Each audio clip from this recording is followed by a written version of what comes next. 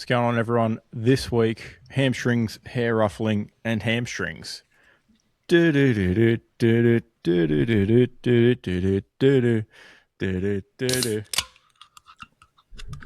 on, everyone? We're here with episode 173 of the Storm Beach podcast, talking about all things great and garbage this week. What's going on, Keelan? Hello, happy to be here. Lovely weekend, actually. Thanks for asking. It's nice having a Thursday night game for your team, because obviously it makes Thursday night nicer. And then the rest of the weekend, you just kind of feel empty. You stand around like that Quentin Tarantino meme, just looking at things. Just twiddling my thumbs, just waiting for stuff. Or the drug lord one. What's the Oh yeah, is it Pablo doing it? Yeah, as well? The Pablo one from yeah. Where he's also not doing the same thing. me sitting there on the fucking swinging chair on the porch or whatever. Yeah. Yep. All weekend, all this week, all this coming weekend, up until every single day until Easter Monday. Until Easter Monday. Which I think I'm going to have to force Zachary into watching at a pub in New Zealand. So if you think it's hard finding a pub to watch the AFL in Western Sydney, I know I do. We'll see how we go about finding one in New Zealand.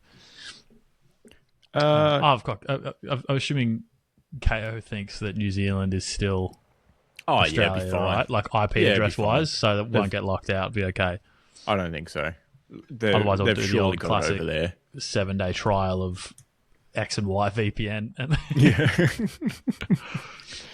This episode brought to you by Shark VPN. Yeah. Oh. No, I've actually got a good router that has a VPN client built in. I can actually VPN into my home network, so that's fine. That's absolutely no worries. There you go. Yeah.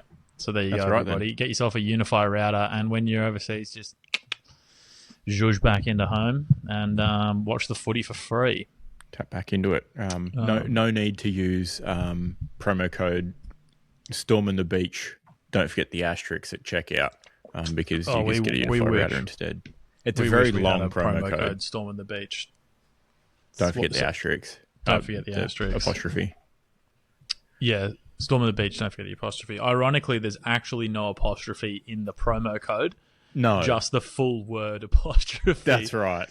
Right. But there's an apostrophe in the word don't. So no, normally there is, but not in the code. Oh, no, right. So don't forget the apostrophe, but actually forget both of them. Yes, but not the word apostrophe. Not the word. Yes, correct. Yeah. We're working on getting it shortened down, but that's what we're stuck with. We're limited on resources here, so we made the deal via a phone call, and we wanted it to be Storm the Beach. Don't forget the apostrophe, and that's what they made it. Yeah, it was just a lost in translation situation, really. Yep. Bill Murray and whatnot. It's a reference to the film Lost in Translation. Thanks, everyone. But no, managed to leave the house on the weekend. Went to town. Met up with. I guess technically he's my cousin-in-law. Okay. If he's my cousin's husband, makes sense to me. Or I don't know. Look, he also likes Liverpool, so we went to a live showing of the Anfield Wrap, which was a lovely time. But on the way, he's like, "Well, we got a beer," and then we're like, probably should get dinner. He's like, "Oh, I know this Asian place," and he's like, "Yeah, it's called Chinatown." Noodle. Was not the one you said. It was like Chinatown Noodle House or something instead of Chinatown Noodle King. I was like, what are the odds? Yeah. It's the other one. But next time you're in town, that one's also quite good. That's good. Good to know. The pork and chive dumplings hit hard. Would recommend. And the live podcast format was quite fun. That's good. Watching. So you know, it was run by you know, professionals. Yeah.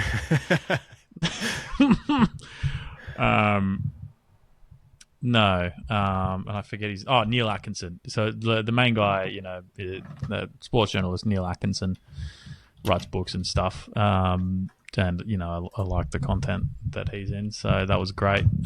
He went around to at least everyone, because you know there was chairs on the flat and there was, you know, bank seating in this small theater. And you know, at least in our row, he went through and said hi, shook everyone's hand. I was like, oh, that's nice. That's pretty touch. Cool. Yeah, very nice. And you know, they talked all things Liverpool, and you know, had 3 other guests on. One older chap who's also in their content. One of a young Irish guy. And you know, everyone can be a Liverpool fan. It's all good. We don't discriminate. Given that I'm Australian. And then a guy who's actually like a musician that plays a lot of the fan parks. So he played the fan park in Kiev, played the fan park in Madrid when we won the Champions League final. And that was quite cool. Not the one Liverpool guy, the other one. The more handsome one, actually, out of the 2 guys that play Liverpool anthems. And so yeah, basically they just, you know, chatted. Neil kind of interviewed them about things, and then they all kind of just like riffed on each other. So that you know, they had kind of a show format that they were doing. All of them pretty much thought that Arne Slot's gone at the end of the season, which is probably likely. But everyone seems to be on the page of he's not getting fired currently, because that would be silly, which is good to hear. And these are guys that go to the games like every week, like away days as well. Yep. So that was my favourite part, really, is getting first-hand opinion of you know, people who are at the games, see the how the fans are handling it. Week in, week out kind of thing, which was just a nice treat. And, you know, because it's not recorded, they're a bit more candid. So, nice. That was nice. I mean, he opened the show, and it's a great way to do it, similar to how we do, something completely not related. He talked about his adult circumcision to open the show, and it's a fucking hilarious story too. That I can't recap because it was like a 15-20 minute belter. It was sick. Yeah, the punchline basically was, though, actually the punchline itself is funny on its own. That so after he wakes up, you know, the doctor comes in, or the nurse, actually the male nurse comes in, and he's like, all right, do you want the good news or the bad news? He's like, the bad news. I want the bad news. We had to put a stitch in the organ, which is penis. You know, and then he's like, what's the good news? And he's like, Diogo Jota just signed a contract extension.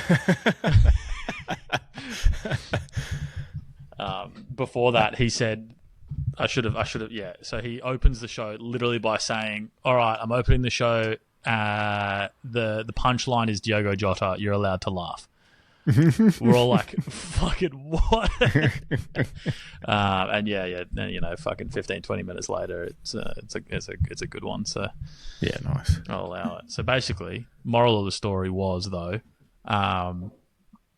if a doctor thinks your foreskin's too tight, just get it done sooner rather than later, or you might have to get a stitch inside your member.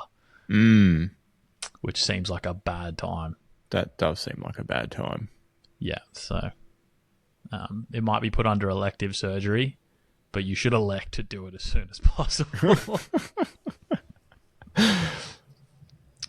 Who would have thought there'd be a takeaway of today's show along those lines? Yeah. Well, I mean, depending on how much our viewership doesn't grow, one of us may have to do it just for content. Yeah. Should he not? Bugger. Whoever loses, shoe of the year. Yeah. Oh, that's a mean forfeit. That's worse, I'd say, shocking. than the chocolates guys doing the Prince Albert. Oh, yeah, that's way worse. Yeah. That's way worse. Although, at least for one of those things, you're under general anaesthetic. Yeah. Yeah. Do you reckon they can just do like a little bit off the top?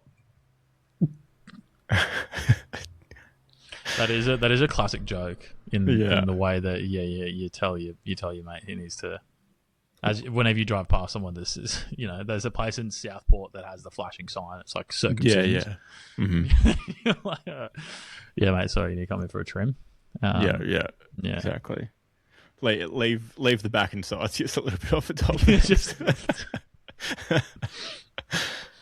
Yeah, it's getting a bit mullety. Actually, can you just shrink the back, please? Thanks. Yeah. Now, you did mention the Prince Albert. One thing I was a little bit surprised, and I feel like it's a good marketing opportunity that I didn't see on Albert Street in Sydney, was a piercing shop. As I was walking along it, I was like, this seems like a great spot. You could write like itself. Prince piercings on Albert or something. Yeah. Albert Street in Granville? No, these are all too close. There's no way you came out this west, mate. No, I was walking along somewhere.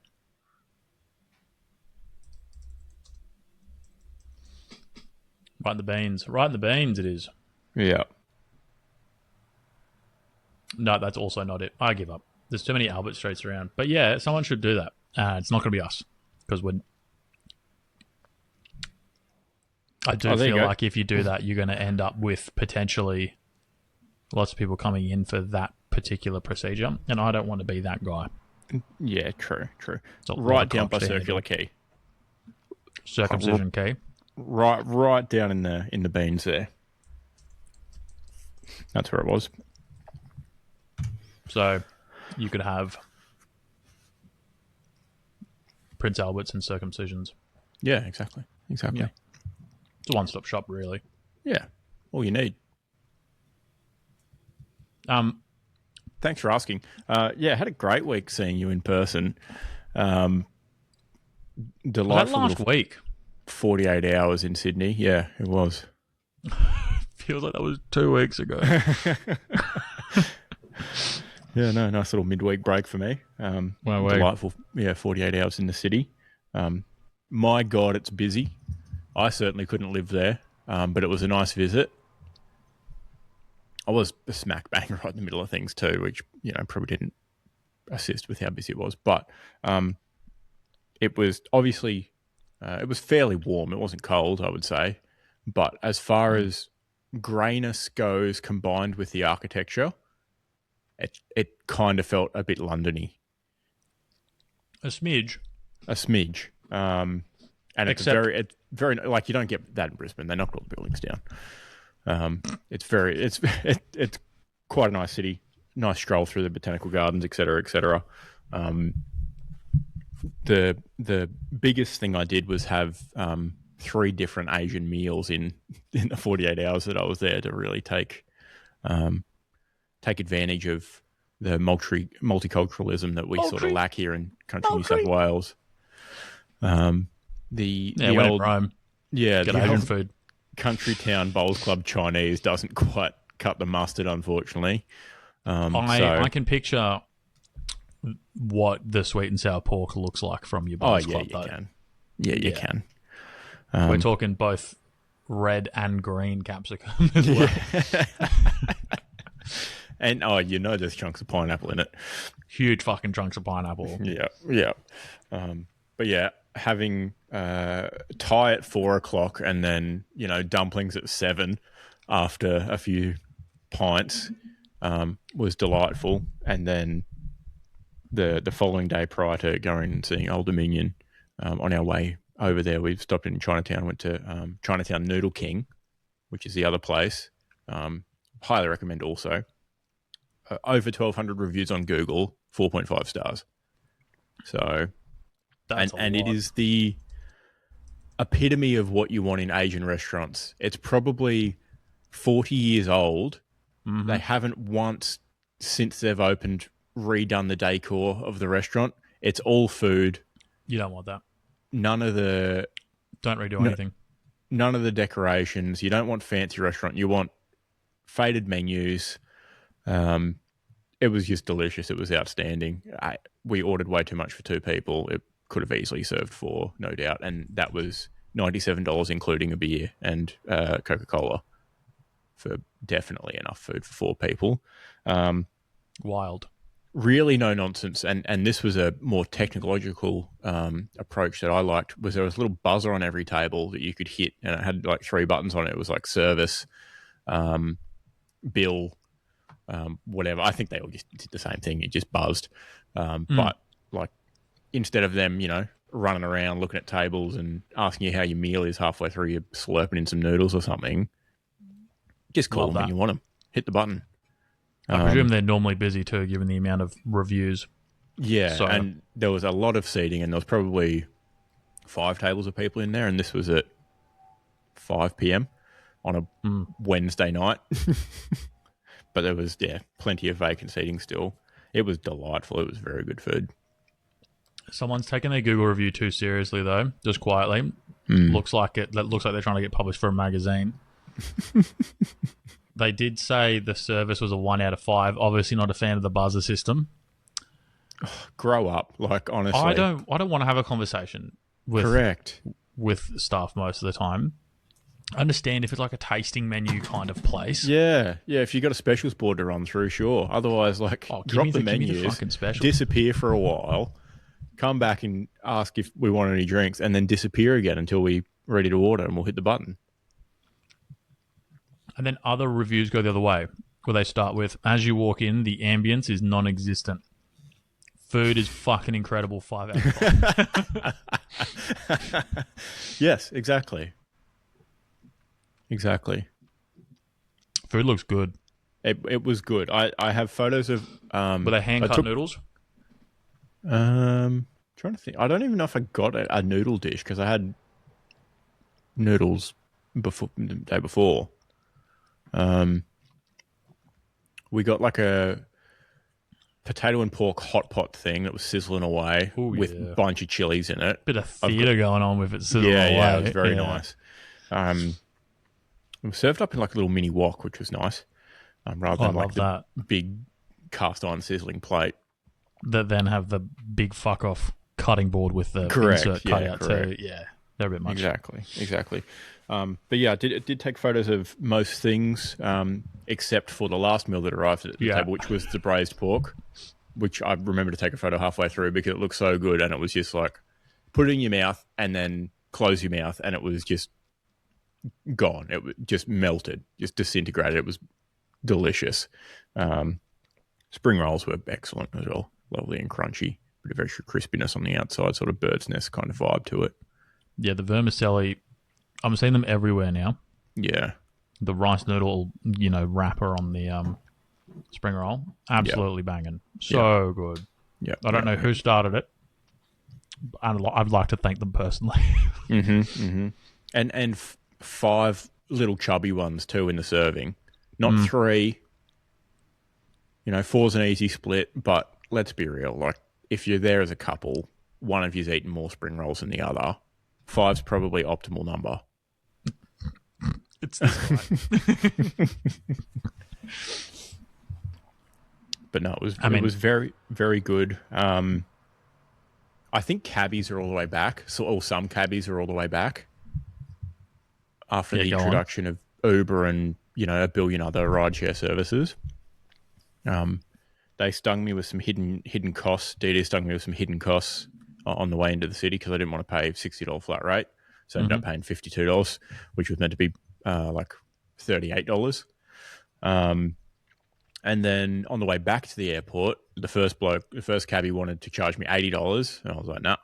And then the second guy was like $35, and it wasn't like he just turned the meter off and was like $35 when we got there. He went the back ways, avoided traffic, and it got to $35.60 from the city to the airport. It was beautiful. Yeah, he knew his stuff. He'd been around the block, I reckon. You stand on top of the car and go, "Oh, Captain, my Captain," as he dropped you off. Yeah, it was excellent. It was very good. Wow, what a goat! That's what you want. Yeah.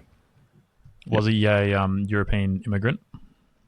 No, he wasn't. He was an Asian fella. I'm picturing. I as soon as you said he went back ways and it was really cheap, I was picturing like older Greek man. No, older Asian fella. Yeah, we'll take it. Yep.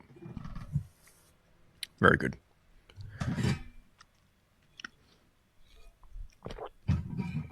But otherwise, a good week. A nice midweek break from work, that's for sure. A few days off, middle of the week, does great wonders to breaking up your work week. 2 days off, a day on, 3 days off, a day on, 2 days off. Pretty good. I think the 4-day work week should actually be Wednesdays axed. Yeah, I don't hate that. While having an extra like day on the weekend would be good, because then you can like travel or whatever if you want a bit easier. True. I really don't mind taking a Wednesday off work for that reason. Like you essentially get like a little mini FIFO situation going. Yeah. In a week. Like I had the reverse FIFO this past week. I was like two off, one on. Yeah, it must be hard. Yeah. Pretty good. What was your favourite Asian restaurant out of all the ones you went to last week? I reckon I would have... Yeah, only because like I wasn't full, if that makes sense. Like the first one, I was starving, but it was also in a food court. Like it was good. It was no doubt it was good, but it was also in a food court. So it was like, it was a restaurant in the corner of a food court. It was pretty good. I do think Thai is one of the ones that are more suited towards a food court. Yeah. Yeah. Because you're going to have the hugest pot of musselman going for infinite amount of time. You knew it was that sort of stuff too, because it was just like you ordered it and it was like drinks got served and then there was food coming like straight away. I enjoyed our experience at the dumpling place that we went to. I would have enjoyed it more if I was actually hungry. They were a bougie dumpling, just quietly. Yeah. I still think about that cabbage though, if I'm honest. It was good, yeah. No, everything when the man good. tells you the salted cabbage is salty, take his fucking word for it, mate. Yeah, he wasn't lying. Jesus Christ. He was not lying, that's for sure. If I was like equally hungry for that versus not having lunch on like having breakfast, not having late breakfast, no lunch on the Wednesday except for the beer at Opera House Bar, because you have to, and a bit of a walk, and then going to Chinatown in the early evening, late afternoon. If hunger levels were the same, possibly the dumpling place. We would have spent quadruple the amount. But yeah, I would have, because I would have just leveled up. Thrown in, yeah, I would have thrown in like 2, 3, maybe 4 more plates if we were both like on even hunger and hungry. Yeah. I was just like dropping in a little, I was doing a tasting menu just on top of my beers, basically. So yeah, I'm gonna say Chinatown Noodle King. I will definitely have to go then. But I would definitely go back to the place we went to. The problem is, if I go back to Sydney, I know like I'm going to play the hits. I'm going to go back to those places, but there's probably equally like heaps of equally good places or better places. No, next time if you're here longer, we'll go to the Newtown one. Okay. Which is, it's also called Chinatown Noodle something. Yeah. Dumpling something or other. Very. Yeah, I think you said Chinatown Dumpling House or something. There's a little bloody mouse over there. Like Chinatown Dumpling Restaurant or something. Yeah. Yes. Which their rent was too expensive for their Thingo location, their Chinatown location, so they just kept open the one in Newtown for the time being or something. Mm-hmm. But Makes they're sense. very, very good. We're talking braised eggplant and such. Nice. Yeah. But yes, wowee. Has been a bit going on. I know, right? What a way to power through. 25 minutes in. All right, should we go Butcher of the Week? Yeah, we're gonna have a crack. My one first up is a near miss, actually. Okay. I'm gonna give them benefit of the doubt at this point. So select AFL, select footy, the official, not cringe footy card. So because the team coach cards have numbers and shit on them, which I'm not here for. So yeah, select make the good ones. Their AFL ones, for starters, have come out much later than the NRL ones. Yeah, hate that. Even though they only got the NRL license back recently, they prioritise that, I guess. Which look, I mean, they might have been trying to get it in front of people sooner or whatever, but no, I don't care. And then look, Dan was complaining about how the cards looked. I think they look sick. But the real issue I have is that, in theory, if you have people pre-ordering on your website for a product that was released on the 23rd, you'd at least want to have it arriving at distribution centres near those people on the 23rd, so that maybe they get it the next day or something. But given that they're just footy cards, you should post them on the Friday. What's the worst that can happen if someone gets it early? Oh shit, they get their fucking packs on a Sunday because they got a postman that decided to work the weekend or something. Special post, crazy, Yeah. Like bands, like if you pre-order band merch from a larger band, and that band merch includes a vinyl. Like I pre-ordered Amity Affliction way back in the day, and I got the vinyl for the album half a week before the album came out. I could have leaked the whole album, but I didn't. Yeah, because other people probably already had. Yeah. But because what are you going to get out of it? And then footy cards, you're really not going to get anything out of it if you're cracking them beforehand. No. Because if you're on Whatnot and there's like a proper embargo or what, like if you're selling as a creator, you're probably going to want to actually care about the embargo. And just some dude wanting to crack open his box, me, isn't going to fucking sell them day one. Mm-hmm. So just come on, people. Next year, we'll get them. I don't believe they were printing my cards over the weekend, so fucking post them on the Friday. But sorry, they've redeemed themselves currently because the ETA went from only showing as label created all day today to like 6 p.m. or something when it said arriving tomorrow. So it's gone from 0 to hopefully hero. Okay. I will redact it and put them as a full butcher if it doesn't arrive tomorrow. Yep. Now, what is interesting that I've just seen on their website, obviously, you can get the sealed box, right? You've been able to pre-order that, $175, 9 cards per pack, 36 packs. I've just seen on their website to be announced soon, currently open for members until Friday. Hobby box. Yeah.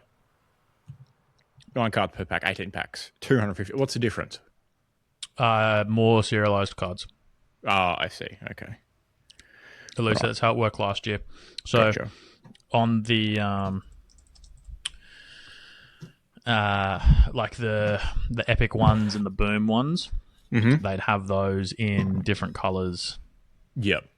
But serialized. Yep. Okay. Oscar Baker got the highlight card this week for match-winning goal. And look, it was a good one. Don't skip ahead. It was pretty good. But That's sad. I'll have to wait. But yeah, I don't know. I don't know if they'll still be available on Friday. Yeah, that's the trouble. The select card people are sweaty, and they're definitely all people on Whatnot. Oh, absolutely. Selling them. Yeah. So they're going to load up credit cards. Mm-hmm. And then you just do breaks. Tax deduct the product.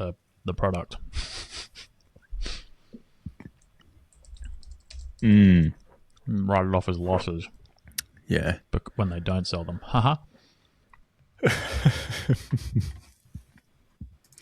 Fair enough. Yeah, I did fill in the thing saying, requesting access to the thing, and I never got an email back. But I was also like 1,000th in the waiting list.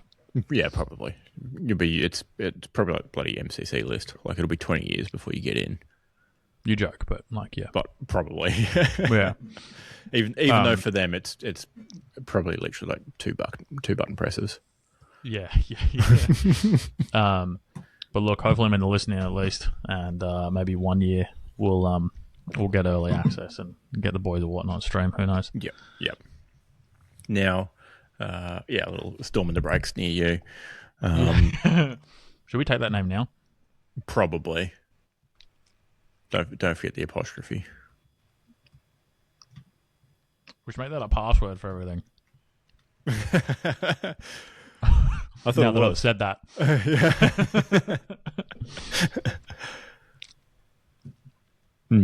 We should change it. Yeah, we should probably change it. All right. Anyway, I'm going to jump on this one that you've put in as well for Bushwick. Hamstrings. I might extend that to I don't know, strength and conditioning coaches across the AFL. Yeah, potentially. Physios in general. Yeah, sweaty times. After round 2, 3 weekends into the AFL season because we're great at numbering. Yeah, not a great look. What were we up to for the round? Did you have the full list? Was it 9? 7. 7 as hamstrings. Of 9:30 a.m. yesterday, it was 7. Yeah, 7 hamstrings across 7 games. Don't skip ahead, but 3 of them were 1 game. Sniper's very active this week. Yeah, well, Trump stood down on his call to bomb Iran or whatever, so that needed something else to do. Soldiers were in the area, you know what I mean? Yep. Why not take tendons off bone at Adelaide Oval, you know what I mean? Mm-hmm. So exactly. Ligaments, I should say, because that's the job of those, not... Yep. That's on me. Yeah, I mean, we'll go into a bit more on the recap, so I just wanted to throw them in there. Do you have any more on hamstrings, or can I do my third one? No, go for your third one. Caroline Wilson. Mm-hmm. I feel like she is definitely getting grumpier as the years go on. No doubt. But she's come out and, so obviously Clayton Oliver's now at GWS. Mm-hmm. He gave an interview the other day, post-game, pre-game, one of the games, saying, how impressed he was with both the Finns at the club and just, a few members of the club. Everyone pretty much turning up like 2 weeks before everyone's meant to because they're so ready and raring to go for the season, and just like the professionalism and the effort in training and everything. Yep. And then Caro goes down this rabbit hole, absolute rabbit hole on, well, maybe given that you were a senior member at the Melbourne Football Club at that point, and, like best and fairest and, premiership winner and stuff, you probably should have set that example.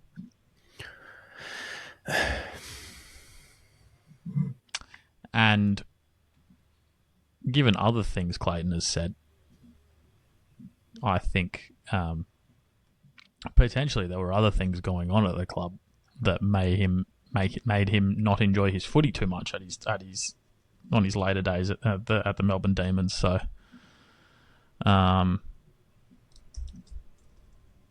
yeah, I don't want to see people rag on players for things that aren't necessarily bad things. Like, we should be talking more about the Tanner Bruins of the world and the Tex Walkers and the Isaac Rankins. And the Patrick Vosses of the world. Just wait. Just wait. Just wait, there's more. You know, and like the people that, you know, might be shedding a bad light on the game. Oh, like Bailey Smith, for fuck's sake. Yeah. And not someone who we don't know everything that was going on behind closed doors between him and the club. It's like going in on Bobby Hill at this point. It just seems stupid. It's a bad idea. Yeah. You got no idea what was going on. I mean, any of these people could have been in the wrong, but you probably shouldn't be throwing stuff around. And it just seems stupid, and it fucking made me click on it, which is why I'm so pissed off. It worked. It worked. Which was the worst bit. But, yeah, I agree. Like, nowhere did he not say that he didn't turn up 2 weeks early to Melbourne pre-season. You know? Yeah. He was just saying he was impressed. Yep. So, yeah. Basically, just... There's clearly bigger problems at the Melbourne Demons, just quietly. Yeah, exactly. There's no need to pile on one bloke. It's not his fault. Who's since... Clearly everyone wanted to leave. Yeah, who since left the club, who can't even bloody pay their medically retired player. That Shout out Tom Morris. That might be back on the radar. Shitlist, actually. Yeah, very good. Is the club's official major sponsor, Zurich Insurance, not paying out the massive insurance payout for Angus Brayshaw, thank you. Which is wild if they're major sponsor for the club. It's they only had to dig down 17 doctors to get the one that disagreed that Oral-B wasn't the best toothpaste or whatever. Like it seems like such a Zurich fuck around doctor at that point. Actually, yeah. After alleged 6 doctors, the one enrolled by Zurich to perform it. Perform the examination has declined it or some shit. It just seems like a huge load of shit. And when you hear the potential payout figure floated around, somewhere around $1 million, if you consider that versus, a regular person's super, total permanent disability, unable to work payout that you'd get, that's not a ridiculous sum as far as absolutely not. Income protection insurance payout goes. No, and mind you, he's getting a similar sum from the Players Association or whatever. Yeah, as he should. And they made a deal to pay out X amount of his contract. Yes, but you do have to keep in mind that I don't know, he could have had a mortgage for a very substantial property that he's got to pay at this point. That's right. As made players, lifestyle choices based on X amount of years worth of income coming in, and then bloody blah. Yes, exactly right. Yeah. Supposedly he's not even allowed to leave the club to play. His house to play golf. Yeah, right. Because it's still going, which is kind of wild. And he can't obviously go get a job because that would go against the situation. Yeah. Yeah. And he probably gets headaches all the time too. That'd be fucking annoying. He probably does. That would be awful. Yeah. Might need $1 million just to buy fucking enough Panadol. And if he's buying real brand Panadol, he would need all of that as well. Oh no! Just get the Just get the paracetamol plant. Really. That's it. Yeah. White and green's all you need. Yeah. Plain of the packaging, the better. It's the same. All right. Well, Zurich's actually going on the shit list now because that's on brand. Yeah. Agree. Thanks I don't have for any reminding me on nominations. that. Just put it straight in. Well, I've got 2 others. Oh, actually, you know what? what? Do we butcher them? I'm going to shitlist Patrick Voss, and then I'll get into it a bit later. Putting him down as Paddy V. Sure. So you're not gonna rant just yet. You're gonna rant after the game. I'm going to save my ranting. Okay. Because I don't want to bring the mood down right now and then bring it up and then bring it back down. Well, just you wait. Anyway, so I'm going triple nomination on. Well, I guess I got 2.5 for Butcher because one of them's not real yet. Okay. And triple nomination for shitlist, including Zurich. So PSG play Liverpool, right? Coming up. Yep. In the Champions League. I'm going to set the scene. They play Liverpool. The games are a week apart because it's a whatever final it is, round of 8. So that's what, quarterfinal. Games are a week apart, midweek. Obviously, they play their own club games on the weekend domestically. Yep. PSG have a very interesting clash with second place Lens, which is wild to me that Lens are second place, just quietly, on the 12th of April. So PSG Liverpool 9th, Lens PSG 12th, Liverpool PSG 15th. So pretty packed schedule, right? Yep. But that's how it works. Yep. If we go to Liverpool's schedule real quick, just for some comparison, we'll jump in. So 9th, would you believe, PSG Liverpool. Liverpool then host Fulham on the 12th. Yep. So literally the exact same schedule, like to a T. PSG have the audacity to ask Lyon if they can postpone their top of the table clash to later in the season in order to rest up for the Liverpool game.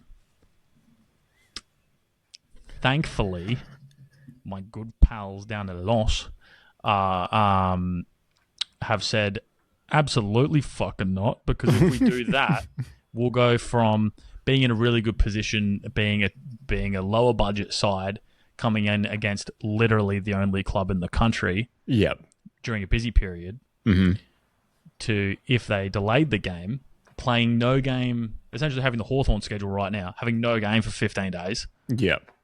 And then actually having multiple games in a 3-day tighter block, with a 3-day gap or something, like a very tight turnaround. So that has been declined, thankfully. But I think the audacity of PSG to go to Daddy Ligon and say, brother, I need a little break for cigarette between Liverpool at home and Liverpool away, you know? I think that's ridiculous because that's just negating how the sport works at that point. In my mind, they were probably like 99% sure that they would be given permission to postpone. Like otherwise you wouldn't even ask. Like it's such an absurd thing to ask, to postpone a game in your schedule for no other reason than the fact that you have Champions League games. Well, I didn't realise Lens had a say in it, because here I am thinking, the team with the, couple $1 million budget probably doesn't even get to chime in with exactly. Probably with didn't even hit their desk and Big Daddy League on. So but thankfully thankfully they could, seemingly. So that's nice. And they've just been getting slammed online, which I think is funny. Good. Yeah, good. Because, yes, everyone has always been complaining about how busy the schedule is. But complain in the off-season and don't complain about moving specific games. Complain about the system and not one. Because then it's like, no, you're going for your own result as opposed to wanting to play on an equal playing field for everyone and have less injuries. Right. They're only doing that change. They're trying to get that change exclusively for their benefit. And exactly. That alone. Yeah. It's not like, oh yeah, our fans will be, knackered or won't travel or whatever. Like, it's not good for the league or like potentially the most PSG thing of all time. Yeah. It's so incredibly good for the league if Lens play PSG when they're tired. Yeah. So, it is what it is. Let the boys play. I want to. Yeah. I want to watch that game now, and hope PSG look tired in that game. So that was kind of a funny shit list, but my next one's actually a little sad. Oh dear. Yeah, and it's related to Manchester United Football Club. Right. The third place team in the Premier League. So impressive. Yeah, fuck them though. You know what I mean? Sure. Yeah, thanks. Because this is a story about United member Andy Palmer.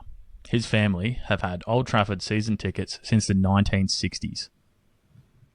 Wow. His late grandfather sat in the south stand. His late father did too, and now Andy does. Pretty wild. Mm-hmm. Andy's dad passed 2 years ago. He also got his seat number tattooed on his arm because the pair sat there for so long together watching United. Love that. That's seat S124. If anyone cares, or anyone knows what Old Trafford looks like by seat number. The club have decided to move 500 season ticket holders to other parts of the stadium because they're installing additional hospitality seats because of the high value of the area. Boo.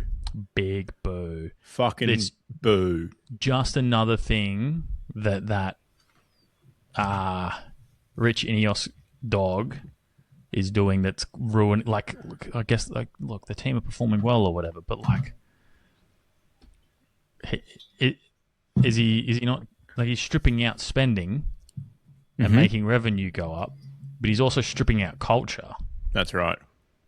Because he's fired a bunch of staff. That's pretty sad. 3 generations that have basically sat in the same area or whatever. Yep. At least 2 of them in this article were confirmed. They sat next to each other for decades, essentially. And from next season, he's not allowed to sit there anymore. Fucking biggest boo in the world. Yep. That's just a load of shit. Yep. And I do understand that you need to make room for growth as a club for facilities and such, but it probably has been handled wrong because otherwise this dude wouldn't be speaking to The Athletic and complaining about it. Yes, correct. They could have sorted this out with the 500 seat holders well, to a point where they're all looked after. Maybe they move them, but they reimburse all their tickets for next season or something. Something of the sort. Clearly, it's probably like the most unpersonal email you've ever seen in your life, informing them that this is happening, and next season you won't be able to sit in this section. Like, that's probably that letter. What it is. That letter that Collingwood sent around. Yeah. Well, it's like, chuck us in your will, dog. That'd be sick. Here's the clause. Here's the wording of the clause to put in your will. Yeah. Don't worry about a solicitor. It's fine. Just like staple it on the back. Yeah. Yeah, it's wild. Even turns out there was last season ex-players had been moved after 30 years sitting in a certain seat. And given that they were sitting in a seat for 30 years and being ex-players, they're probably pensioners at that point too. Yeah. So, they're the generation of footballer that wasn't paid as well as they are now, and they're probably part of the they cut some ex-players thing. They cut budget for that back when old mate Sir Jim Ratcliffe came in too. So Is he anti-culture? Probably. Yeah. What they should have done, realistically, is gone. We're not going to do anything. We're leaving this stadium as it is. When we move into New Trafford, which is their proposed new stadium that they want, 2030 onwards. Forgot about that, actually. Which is going to be 25,000 more seats, like capacity-wise. We'll do a big swanky, corporate area, hospitality area, all sorted. We'll put all our fucking life members in behind the goal at one end. Blah-de-blah. We'll put extra things up above the goals and that and whatever you want. Like, it's maybe more furious, actually, because I forgot about the proposed new stadium too. Yeah. So they're going to fuck people over for 4 years, basically. Yep. And then they're going to have a debacle of, obviously they're not going to be using this stadium anymore. Like, they're going to be using a new one, and then everyone's probably going to have to go into some bidding system to get a seat in the section they want, blah-de-blah. And prices are definitely going to go up if they're moving into a new stadium. Well, they also, you kind of get this at the AFL too, where, some people have, they have their reserve member seat and they're used to sitting next to people that they don't know outside of the football really. Mm-hmm. They just turn up each week and they've got, Sarah and Jim on their right. And Isaac and his hot dogs on their left. Yeah, and they're used to that because they've bought reserve seat membership. And at the end of this, they've also said that they haven't considered that either because they're moving everyone kind of randomly, it seems, elsewhere. Wow. And someone said, "I've been sitting next to the same person for 10 years." She sometimes brings one of her kids who's 6, and this I'm assuming older gentleman because it's nicer if you imagine this, brings Easter eggs and stuff for the kid. Yeah.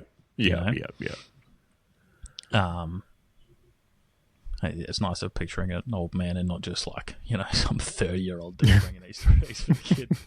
Isaac bringing his stems for hot dogs to share with the boys. That's different. You're not sharing your hot dogs with a 6-year-old though, are you? No. Yeah. But I'm picturing cute old man sharing Easter eggs with a 6-year-old. Delightful stuff. Correct. And they've requested to sit next to each other, and then tough. That's shit. Don't you hate it when clubs get a bit of success and they bloody fuck around with their membership seating and then move everything? Don't you just hate that? Are you about to go into a little rant about how you no longer get your consecutive member year pin? Oh, I might do actually, because that's quite annoying. No lanyard, no consecutive member pin. There's a bloody bush mouse bouncing around in the room here somewhere. It was coming right at me just then. Eat it. Where's it gone? I don't know. It's under the thing in front of me. I think under the shelf that the monitor's sitting on, I think, currently. Oh, well.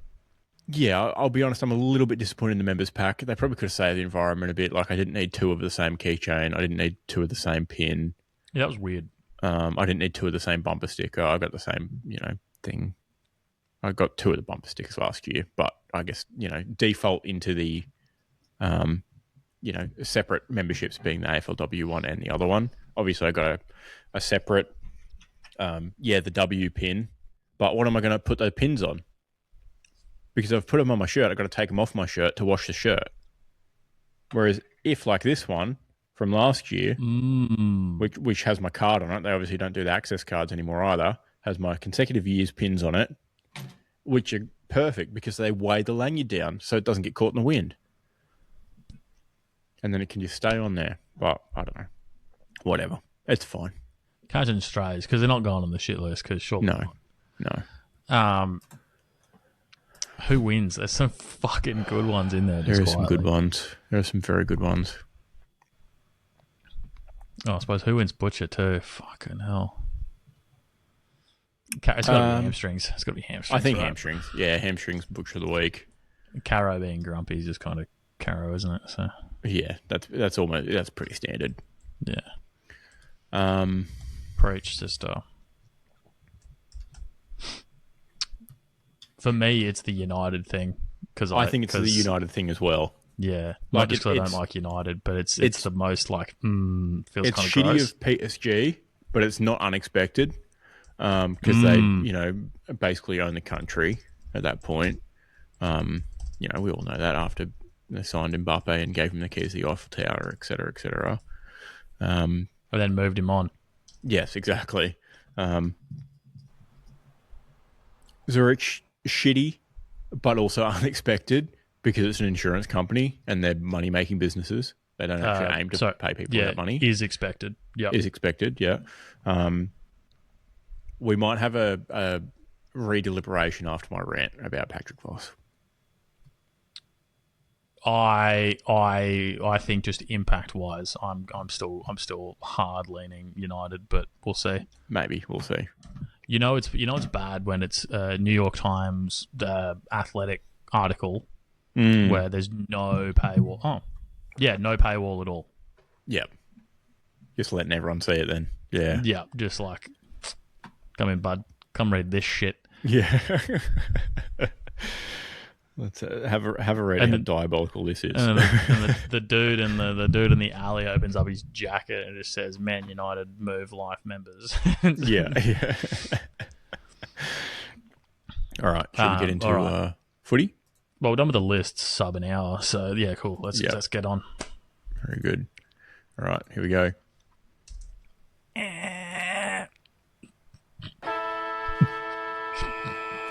You were too quick for the cloud. I hit it and then you did it. So I was like, okay, that's fine. I was trying to layer it. Yeah. All right. As you mentioned, Thursday night, straight up MCG, Hawthorn 14-15-99, Sydney 13-4-82. I've gone for the comedy route. Okay. Watch out. After a tight fought win, the Hawthorn forward line hit the Coke to celebrate. Oh, sorry. I've misread that, actually. The Coke hit the Hawthorn forward line. The bottle of Coke thrown by the fan. Yeah, pretty good. I like it. That's pretty good. Yeah. Thanks. It wasn't my best, but... Yeah. I liked it. I had Hawk season starts looking tasty after serving up a carved side of swan and peppering with points. Oh, facts. Yeah. That first quarter was an absolute fucking shootout. Holy. That was first quarter was like the best game of football that's ever existed. And then not for defensive midfielders. No, it was an absolute shit show for fast clearances that were everywhere. Now AFL exec were rubbing their hands together, licking their lips at that first quarter of football. Yeah. And then it was a bit of a kicky goal situation for Hawthorn after that. Oh yeah, look, yes. Yes, and. But mostly I was admiring Tom Barras the whole time. Man is clearly motivated by a meat tray. Yeah. He's got 2 meat trays in a row. Oh, wow. He's really going for it. Yeah. Might get banned from meat trays. No. He just seems like such an understated dude too. And then he took photos of him with the result of the meat tray, like his steaks that he cooked up and stuff. I'm like, oh, Tom, stop it. Yeah, he's quietly very funny. And a fucking weapon too.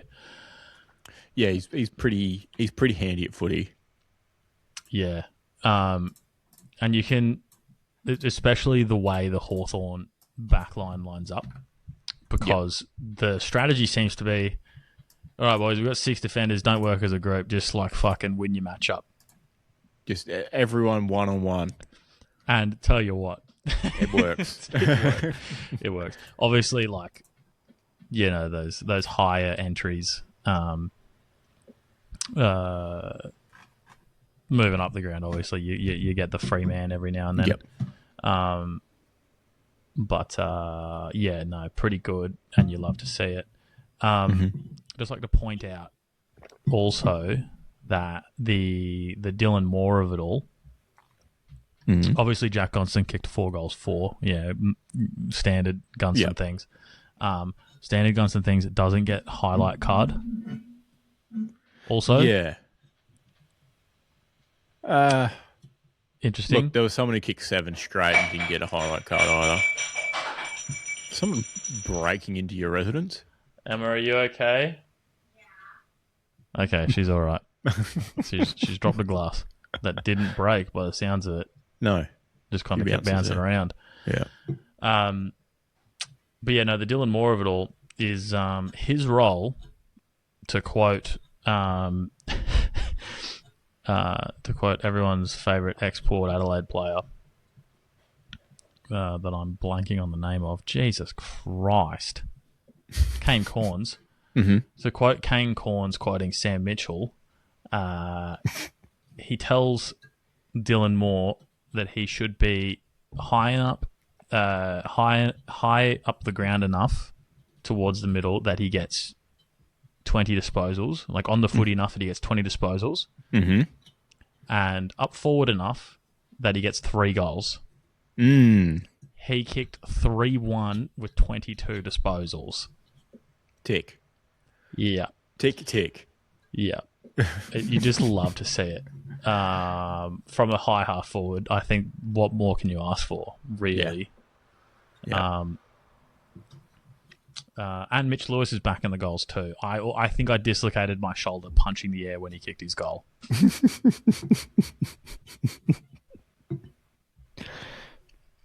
You love to see it. Yeah. Your little quote there was very like Wayne Gretzky, Michael Scott.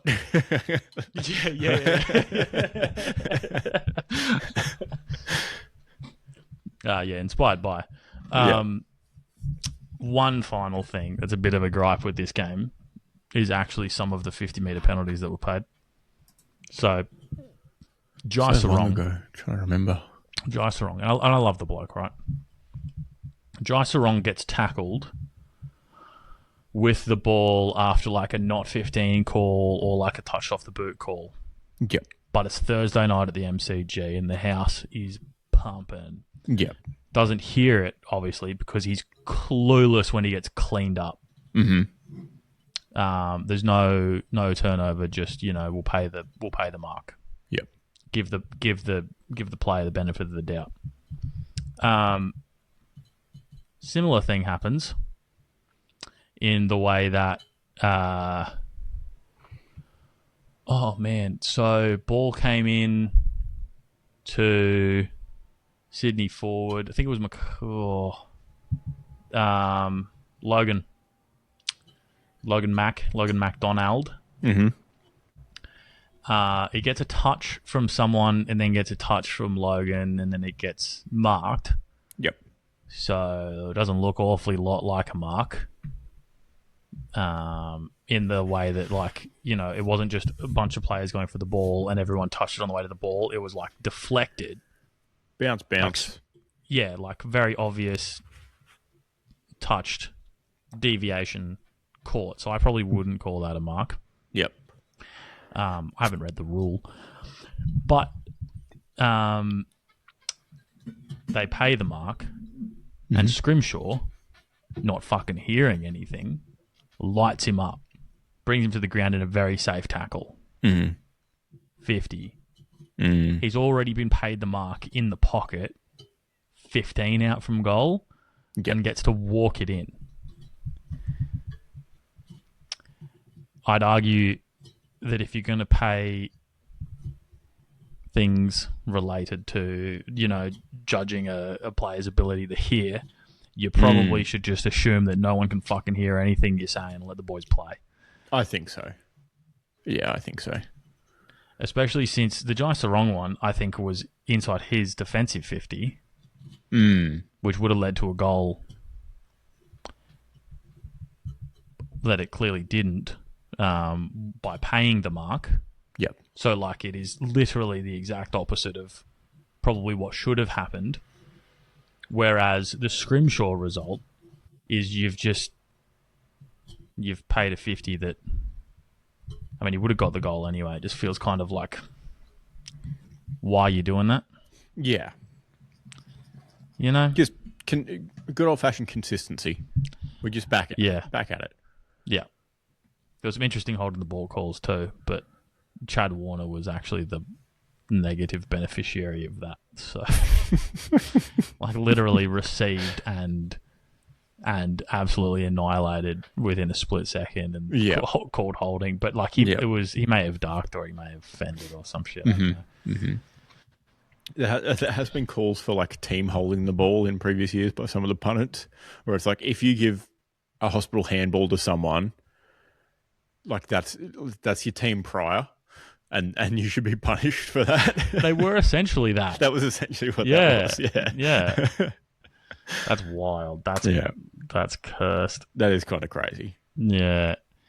Oh, and then Chol literally stripped the ball from someone who had prior, and it wasn't given holding the ball. Yeah. Which El Clásicos, you know. Yeah. I think all of this would be a lot more talked about if Hawthorn had not won. Yeah. Yeah. Well, it's someone put up the stat that like all of the Victorians, like this round was 9 or whatever it is, 7 Victorians versus 7 non-Victorians teams, and all the Vic teams came out with more free kicks for. Even Richmond? Yeah. How do they have the ball? Apparently. That's what someone said. Yes, even Richmond. But like things like 17 to 15, for example, Richmond's way. 2 of the other games was a 1 free kick differential, including the North Melbourne game, and then I think the Demons game, you know, was... That's kind of where you want it. Exactly. Yeah, quietly. like what do we... You're like, oh, you know, they're you know, hugely by... It's like, you're going, like, it's essentially even. It's +1. Like, what are we doing? And, you know, 4 non-Victorian teams out of the 7 won. So, like... It's essentially even, and 4 of them who were on the lesser side of the free kick count won the game. So, like, what are we doing?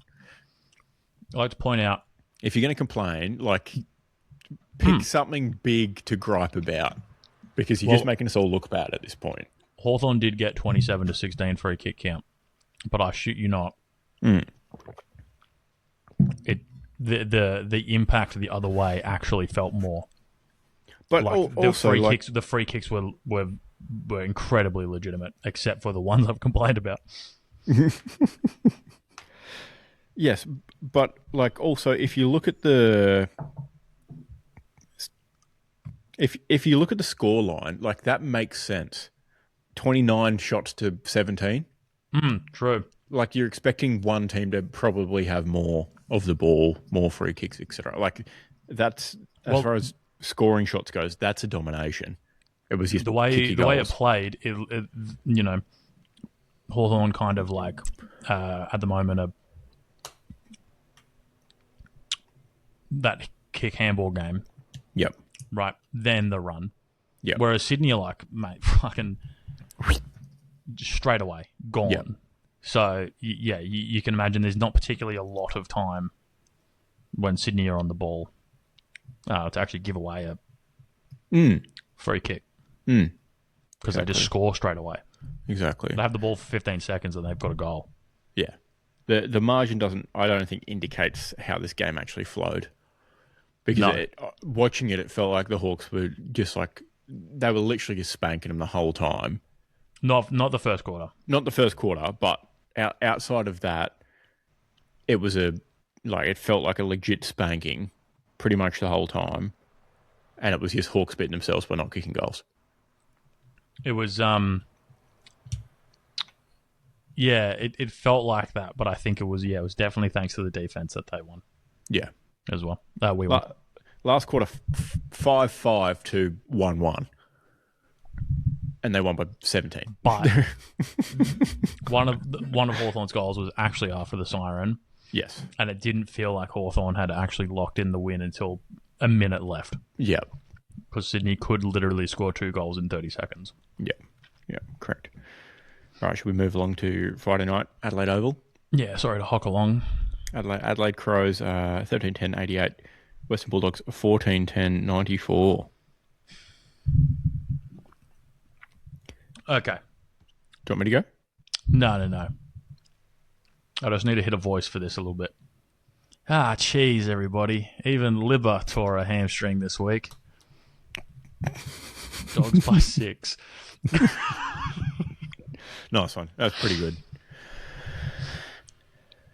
It's, I like that. Yeah, I've had a crack at comedy.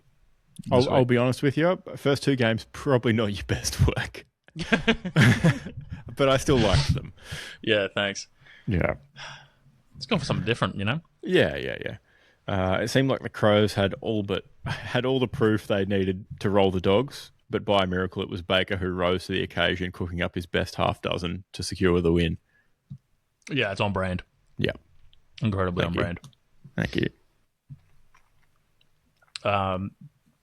Yeah, so the real takeaway is Archie and Libba have torn a hamstring. Yep. Right. That's all you need to know from this game. Mm-hmm. Not that the Dogs are like legitimately good and scary and managed to overturn the Adelaide Oval tide. Alleged. Huge momentum swing. That being said, I did put in the chat. I might have to scroll back for it to get the actual stats. But the Crows have an Adelaide Oval problem. They do. On the day, the Crows had not won at the Adelaide Oval in 216 days. It's a lot of days. That is a lot of days. Hey Siri, what day was it 216 days ago? It was Wednesday. That's August. Mm-hmm. Yep. So, Dockers round 4. Have a look at that. Heading to Adelaide Oval. They could be extending that streak a bit. Slam the Dockers. Yeah. Put it all on the Dockers. Mm-hmm. Yeah, my other angle at this was the Adelaide Oval curse they're developing. Yep. But I guess finishing on top of the ladder and then having 2 home finals that you lose doesn't help. Isn't great for home vibes. No. So, good footy though. Was good footy. Yeah, you know, like it is one of those ones where I'm a bit of a like it's nice to see who's still contending. Like who it's. I'm still figuring out who's going to contend. Yep. Is what I should say. Yep. Oh, we were meant to do our predictions this week. Rot-row. Fuck. Well, that's not happening anymore. So, I guess we'll have them by gather round. Which probably puts us more about that 5-game mark, which is when I'm feeling more comfortable anyway. So that'd be great, actually. Correct. We'll do up some graphics. You will do up some graphics. I'm fucking doing graphics. We'll do up some graphics. Yeah, the royal we. Yep. But yeah, look, Rankin's return, mediocre. To be expected after not playing for so long, to be fair. Mm-hmm. I don't know. I don't know what else you take away from it, except that both of these 2 teams are probably going to contend to some extent. I think so. I'm a little bit less sold on Adelaide, though, obviously, given that they didn't. Yeah, we're gonna need another benchmark for them. Geelong this week on Thursday night at Geelong. Good tester, I think. So that puts them Geelong this week, Freo next week. Yep. So we're going to be sitting pretty on Yes. on we'll have Adelaide at that point. Yeah, we'll have great vision of what's going to happen after Yeah. that. Bulldogs. I'm not sure about Geelong is my problem. I'm also not sure about Freo. Yeah, correct. But, correct. Yeah. Tell you what, Hawks gather rounds looking scary though. Dogs bye. Yeah. Bombers, 200-point win, and then Hawks at Adelaide Oval though. So hopefully have a good showing on the main deck. That's scary times. Round 5, isn't it? Yep. Yeah, Hawk Dog is interesting. Although recent Adelaide Oval record puts Hawks in a favourable position. Yes. So yeah, look, fingers crossed. Oh, well, actually, no. I literally just forgot about this game. Dogs just won it out. Dogs just won. But importantly, Hawthorn won a really important game with Adelaide Oval. Yes, that's right. Correct. But that's a really interesting game, I think, because their Dogs are definitely better than last time we played them. Yes. So don't look ahead too much, but that's going to be fucking good footy as that is. Yeah. All right, on to the next one. Saturday afternoon at MCG, Richmond 9660, Gold Coast 1914 128. Suns smash young Tiger Cubs in game everyone saw coming. But at what cost? True. Oh, nice one. Very good. King ascends towards the Coleman throne with 7-pointed crown as Toot commands his troops to tame Tigers in 3 quarters. All tied up 2-2 going into quarter time. False sense of security for Tigers fans. All tied up what at quarter time? 2-2. Was it actually? Yep. It was ugly. 2? 2. 2-2-14. Oh, 2-2 each. Yeah. I thought, yeah. I was like, hold on, did I? But yeah. Either way, still ugly. Oh, incredibly. Yeah, I didn't. Would you believe I didn't catch the start? I would. Yeah. But yeah, by the time I tuned in, it was pedal to the floor Suns. Now, Ben King's got as many goals as kicks this year. I think he's one less goal than kicks. That's the fault of this game. Yes, which is just absurd. Big key forward energy. Yep. Yeah, things you love to see. What's he up to? He's up to 16 goals from 3 matches. I guess they just don't need him to go up the ground. Not really, no. Which is great. I'm gonna keep an eye out for that. He's not that sort of player, so that's fine. No, he's not. I'm gonna keep an eye out for that next game. Yeah, and just see Park if he ventures outside 50. He doesn't. I can guarantee you he doesn't. I do like that because if he has to think about less, just kick goal. Yes, exactly. Yeah, and very smooth as he is at the moment. The Petrarca thing, obviously not great. At least 4 weeks out with a hamstring. Not ideal, given, we had robbed Melbourne blind for that one. Leading, Brownlow predictions, leading ABC AFL Player of the Year votes. Not ideal.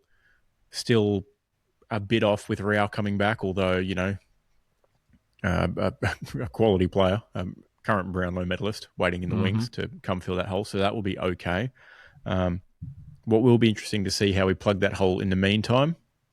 I think we might get a run at potentially Jamara or Jed Walter back in the side, perhaps. You push 2 back into the middle from half forward. The centre of the ground's fine still.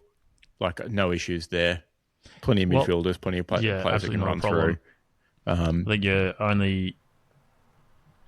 you then have to put in 2 different half forwards in because Humphreys, I think, is out. Suspended 2 weeks. Yes, yeah.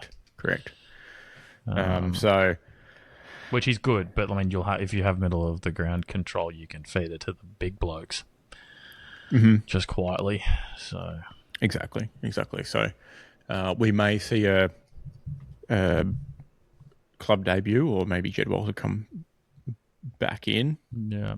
Against Sorry, is Humphrey out for 2 weeks, or is he suspended 2 games? He's suspended for 2 games. Okay, so Demons. Who cares? Swans care a little bit more.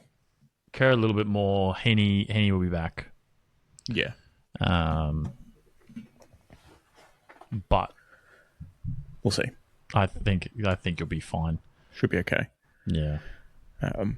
Yeah, I think midfield coverage is fine. Half forward probably drops off a bit, but depending on what the guys do. Nick Holman had 36 touches in the VFL, so maybe he comes in pressure half forward. There's worse. Yeah. There's worse that you can have on offer. That's not bad, to be fair. Yeah. Pretty sure Jai Farah got dropped, so we get the Ferrari back in, maybe if needed, for pressure as well. Or we go, three big boys. I'm not a big Jai Farah guy, to be fair. Well, you can quite easily go, nah. He's Ben Long light. Yeah, that might be it. Like, he's just not him. Yeah. Yeah, I mean, either way, expect a result. You have room to put Jed Walter in there, play 3 talls. Yeah. That'd be sick. Actually, I love 3 talls. Yeah, the boys lost to Werribee this week in the VFL. Not great. 1-2 from Jed Walter. I don't think Jamara had a great hit out. No shots on goal, 10 disposals. First lowest rank. It wasn't lowest rank. It was down there though. Lowest rank Suns on the field. First proper competitive match though, being back. I think you keep him VFL. Yeah, for a bit. You bring Jetty back. Yeah, start. Give him a run. Give him a start. And you probably start Ben Long, to be fair, actually, instead of Humphrey. Yeah. Yeah, and just put someone else on the interchange, more of an option situation as opposed to. Yeah. Yeah, you wouldn't be mad about that, would you? No, we have the depth now to deal with it. Yeah. We got some academy kids that could get a run as well. Especially against the D's, dude. Yeah. Yeah. Speaking of D's, Freo D's. Freo D's. We're not going to do Giants Saints first? Fuck. I clicked onto the next tab. I've got them out of order. Sorry, mate. That's my fault. That's nice just try. Poor form. Yeah. Good attempt. Down at NG Stadium, the G spot. That's the one around the corner. Yeah, Giants. That's right. The G spot is the one around the corner. Giants 10-14-74.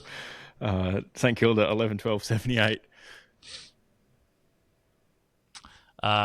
AFL calls stop the count. So Saints can get that win.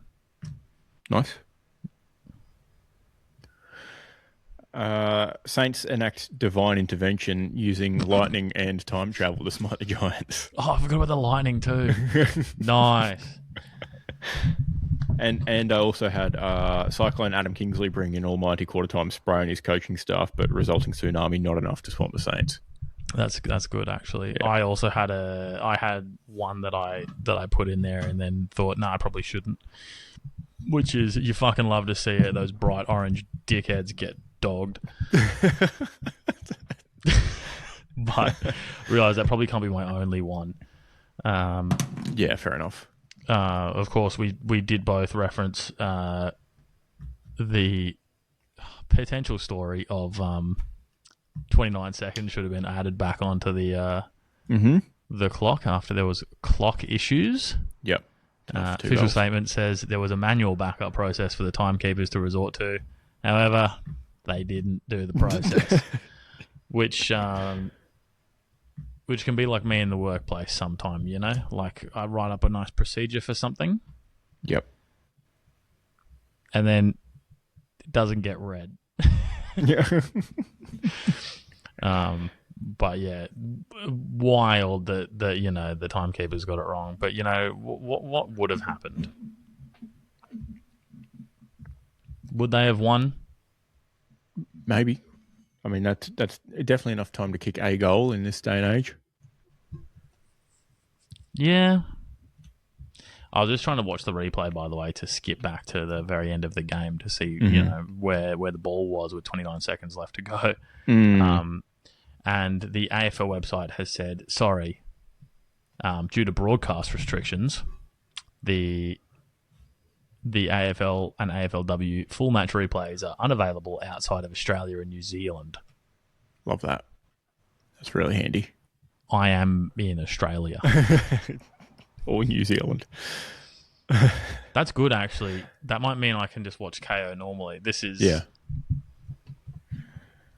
Should be fine. But that's giving me the shits right now.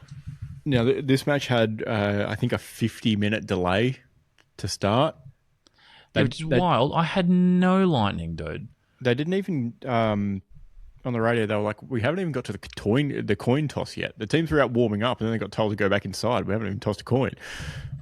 So whoever was tossing the coin, you know, from the fans that day, probably just got to hang out with the bloody umpires for an hour. Wow. What an experience. That's such a great experience, yeah. And then I will, like, people are going to have to get back on the bandwagon of tipping the opposite to whoever I tip in Saints games. What did I tip? Same as me. Did I? Yeah, we had the same. Well, which was not the Saints. Yeah, it's incredibly unfortunate. Is zipping 3 Saints games this year?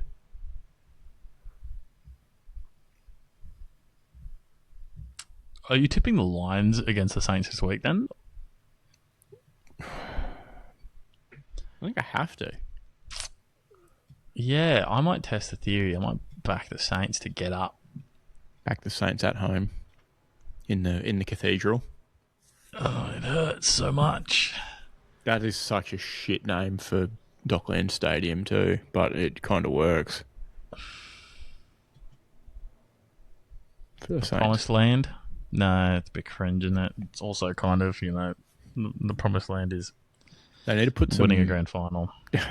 Here we go. So once the Saints become a bit more successful and can sell some more membership tickets, like what the Suns have got a bit more going on pre-game now than what they used to, obviously.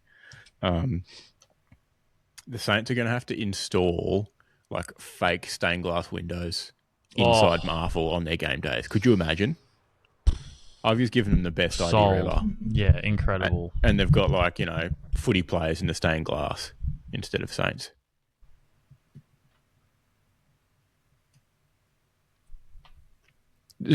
How have they not done that? I'm sorry. That's like... Especially with the electronic signage. And I'm pretty sure they do it on like the upper deck of stadiums now too. It'd be a pretty good shirt too. Just it's stained glass on a Guernsey. It would be phenomenal. Not glass though. It'd be very fragile. Obviously not actual glass, but the style of. Yeah. Because I've been looking at Lord of the Rings themed card sleeves, right? Mm-hmm. And they do stained glass style on the card sleeve, and that looks incredible. So just imagine that, but on a Guernsey, just Duh. Obviously. I say hire us, but I don't want to work for St Kilda Football Club. I'll help them make a training top. Yeah, all right. Yeah. Like, third party contractor kind of vibe, as opposed to being one of the people affiliated with the football club that just brought out a person with a drum. That's right. person being Nick Rewald, I think, hitting the drum. Yes, correct. But the person doing the chanting was giving me the ick. So yeah, imagine that Saint Nick on a stained glass training shirt.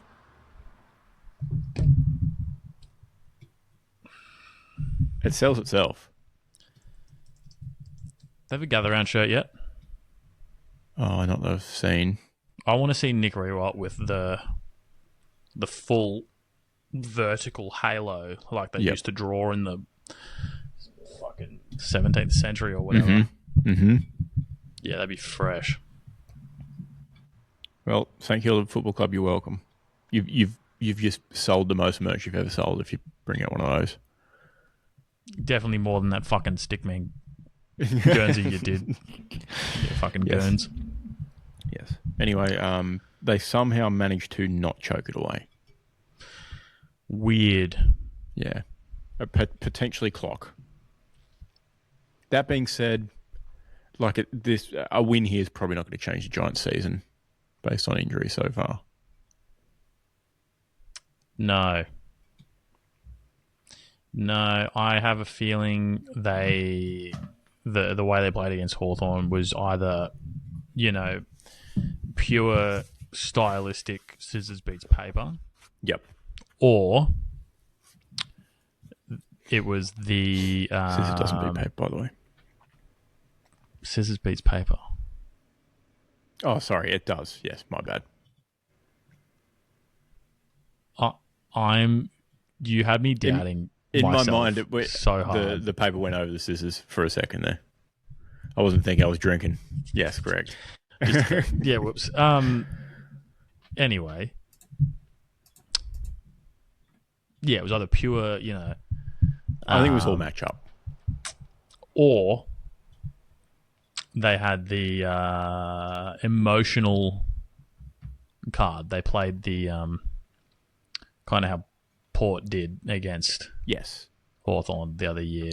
They played the get real riled up. Or literally Port Adelaide last season where they'd win all the emotional games and correct. Up for the big ones. Big Ken would get them up for the big dogs and then that's right.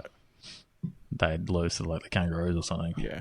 No, I think you're right. I reckon they had that game circled for sure. Season opener at home against the team who beat you right there.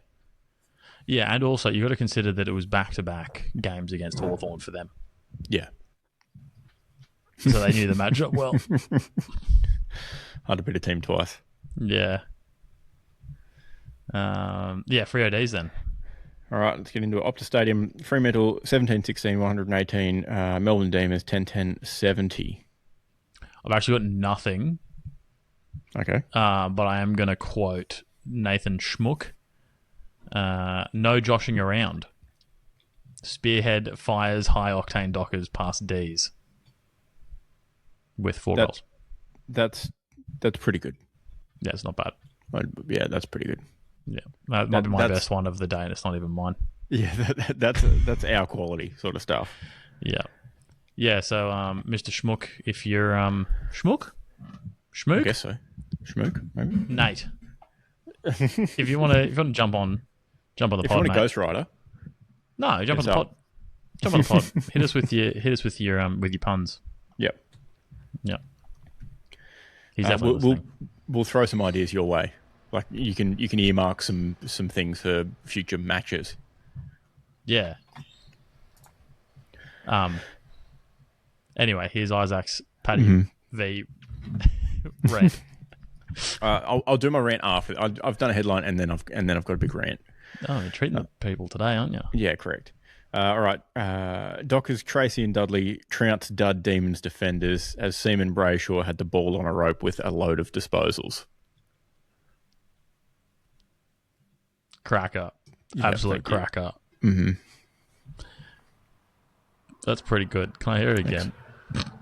Would you like it again? I can. No, legitimately. I can give you another round.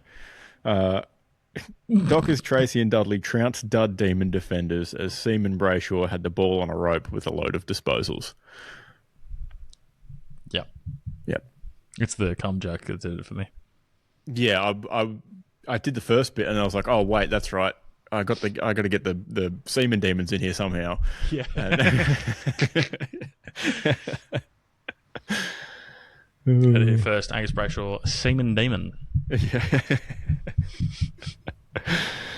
Oh, not too bad. Now, I'm actually about to get pretty serious here, and I'm going to go on a fairly long rant about what Patrick Voss did, taunting, sledging, whatever you want to call it, to Harrison Petty, and I'm pretty not happy about it.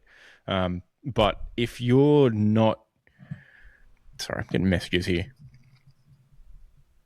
It was pretty petty, wasn't it? Hey. Yes, it was pretty petty.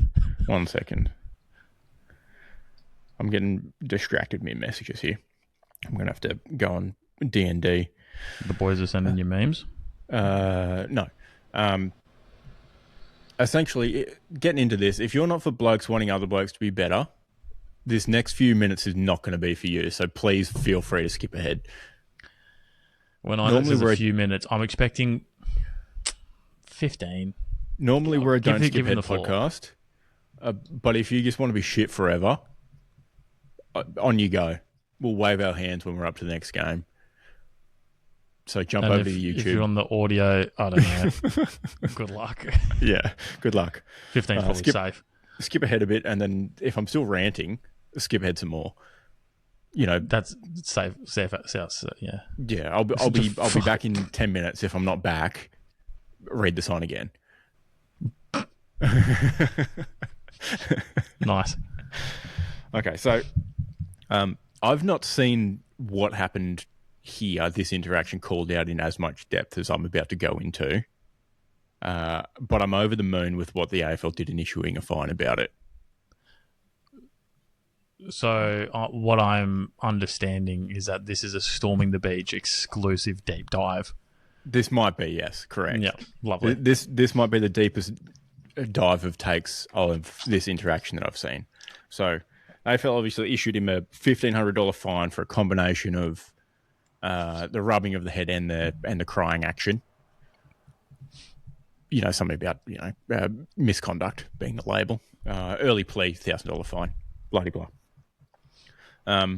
We've seen the AFL media take a sort of softly approach about it, saying it's over the line in terms of sledging, but that Voss plays on the line sometimes and goes over it, as players who play on the line are one to do. I've seen a bunch of boomers online saying it was just sledging and that's part of the game. But first of all, sledging is not that big a part of a game of AFL. And secondly, it wasn't sledging, right? It was just shit. Sledging is quick and witty and used to knock someone down to try and get an edge. And this was not that. This was, sledging is something you do when you need to get a team, who's above you down a bit or get a batsman out. Sledging's mainly a cricket sort of thing, not really an AFL thing. As your captain, you can't seriously like him as a bloke. Kind of areas. Exactly right. And it's certainly not something you need to do to a team that most pundits have predicted probably will make the wildcard spots this year at best. And when you're beating them by 6 goals. Don't punch down? Exactly right. We don't need to be punching down. Now, I don't exactly like the term toxic masculinity as a buzzword. I think it's very, very much overused for any action a guy does that people marginally dislike, like anything at all. I think online the loud especially sneeze. Is overused. Yes, correct. Exactly right. But I think what Patrick Voss did was textbook toxic masculinity to like the nth degree. And bringing up that Harrison Petty showed an emotion on a footy field fucking 4 years later is just shit. Against a completely different team and trying to shame him for it. The Lions have since apologised to him twice about it after giving him a reminder in 2024. And when you're modelling an action after, Dane Zorko, noted model citizen of the AFL, you probably need to have a look at yourself. I think it's probably, no wonder why we have, I don't know, somewhere just under 10 blokes a day making a permanent decision on temporary problems.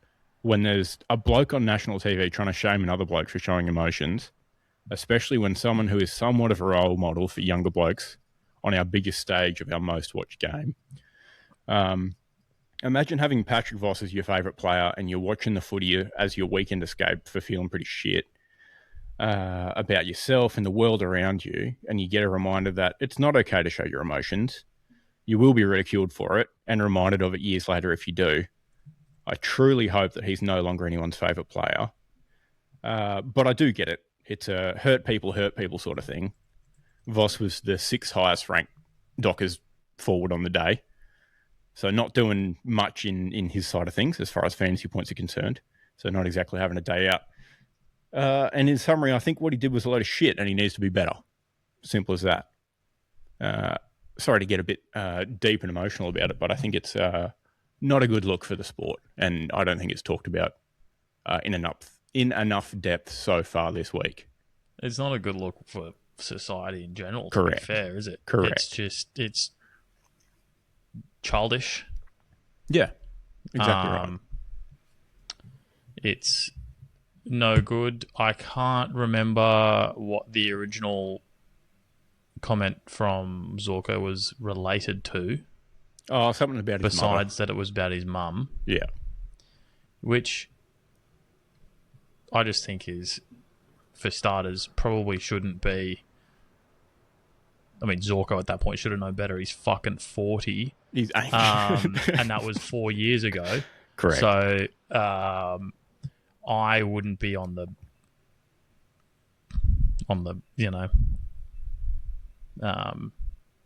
D-grade basketball roasting someone's mother, for starters, because obviously that doesn't matter. But just have respect.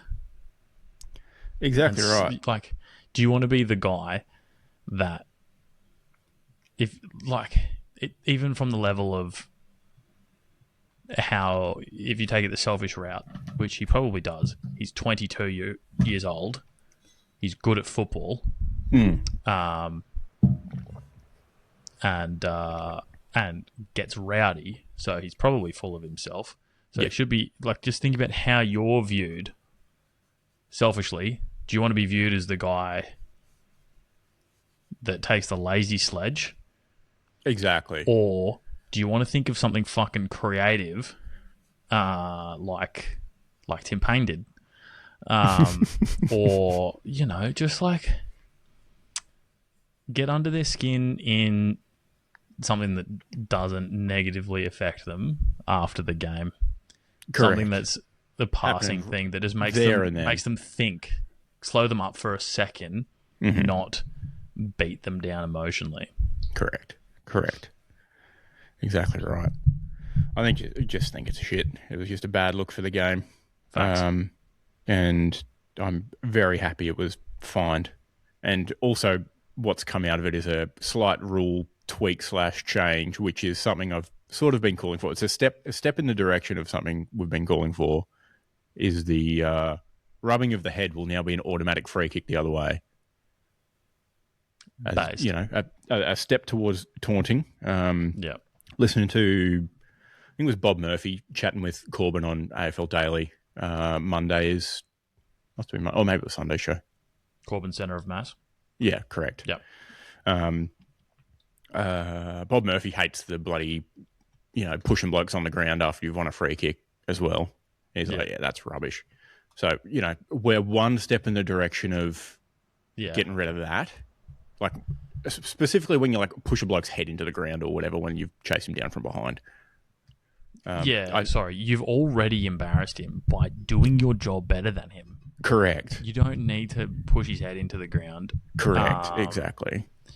Which, horses for courses though. If you're on the receiving end of a dangerous tackle before that from that player, I can kind of see it a little bit more because it's more retaliatory, but don't be the aggressor. Correct. And we can don't skip ahead from here. We can talk about the West Coast game in a bit and what happened in that. because that's completely related. Oh, it's hilarious though. Yes. Yeah. Correct.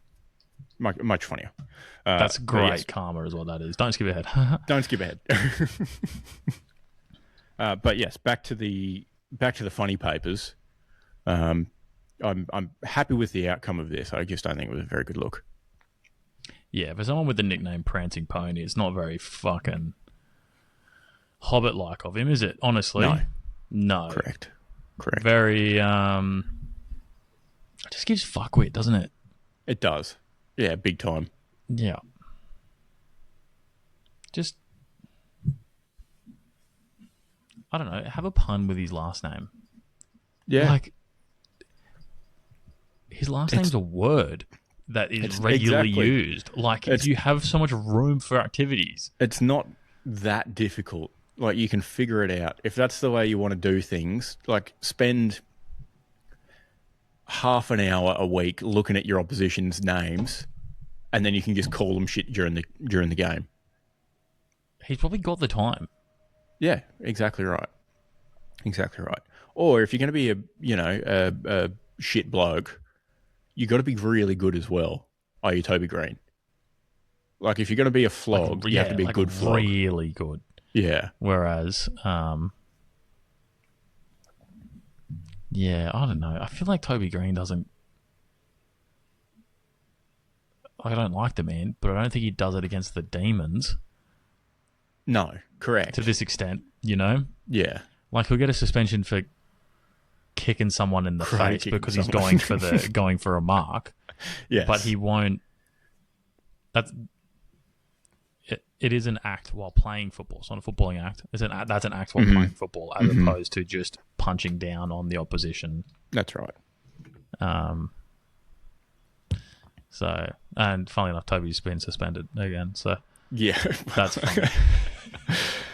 Yeah, it was just a bad look all around. It was a punch down, a bad punch down. No good. Just when you're not exactly having a great game. No, do the Fremantle Dockers have a culture problem? Mayhaps. And is that culture problem isolated to one person? It could be. Yeah. Find out next week. It's certainly not captain material. No. What will be a tester for him coming up this week is if he, and it's a bit of a, I guess, dangling of a carrot or a bit of a, I don't know, a devil's temptation coming up against Richmond this week. Big opportunity to punch down. Like massive opportunity to punch down.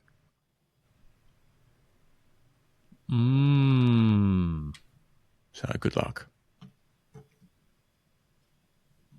I'll watch him like, I don't know, Rob Morris Rioli's head or something and get 3 weeks. And then get chased down, tackled immediately after, probably.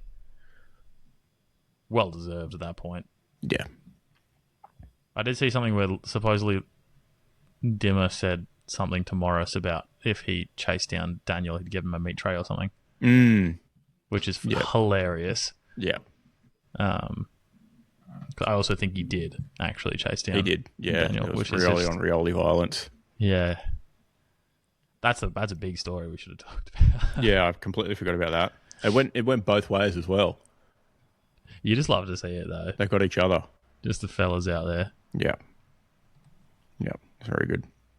Because they cousins. Family tree's so wide that it's hard Morris to remember. is his uncle. That's right. Yeah. Yeah. Junior's his uncle. Yeah. Yeah. It's a interesting family tree to try and navigate. Yeah, I'm a visual learner as well, so I'm shocking without referencing the good luck, the tree of life and such. Yeah. It's probably like Moreton Bay fig sort of makeup as far as like trying to track the branches. Nice. Like you're technically further up the tree or whatever, but your branch is like way out here and dragging down. And it's on the floor. Yeah. Yeah. So like uncle but younger. I got nothing funny for that, but that is how that works. Yeah. Correct. All right. Should we move on to Port versus Bombers. Yeah, we could. I'll wave around. Skip it for the video. Come back, everyone. Adelaide Oval, Port, who cares? Bombers, who cares? Next.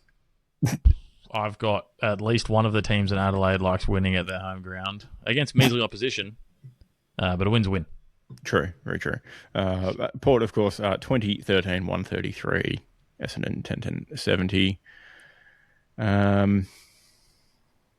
You did have who cares? I didn't actually have that. Nate Caddy was carrying the whole Bombers bag, but nobody else could get a read on how to pause the power. Nice. Thanks. So hear me out. Essendon are bad, and that is as far as my analysis is going for this, because it's just the truth. They only lost by 63 points, but like it wouldn't have surprised me if it was 100. 10 goals is a lot.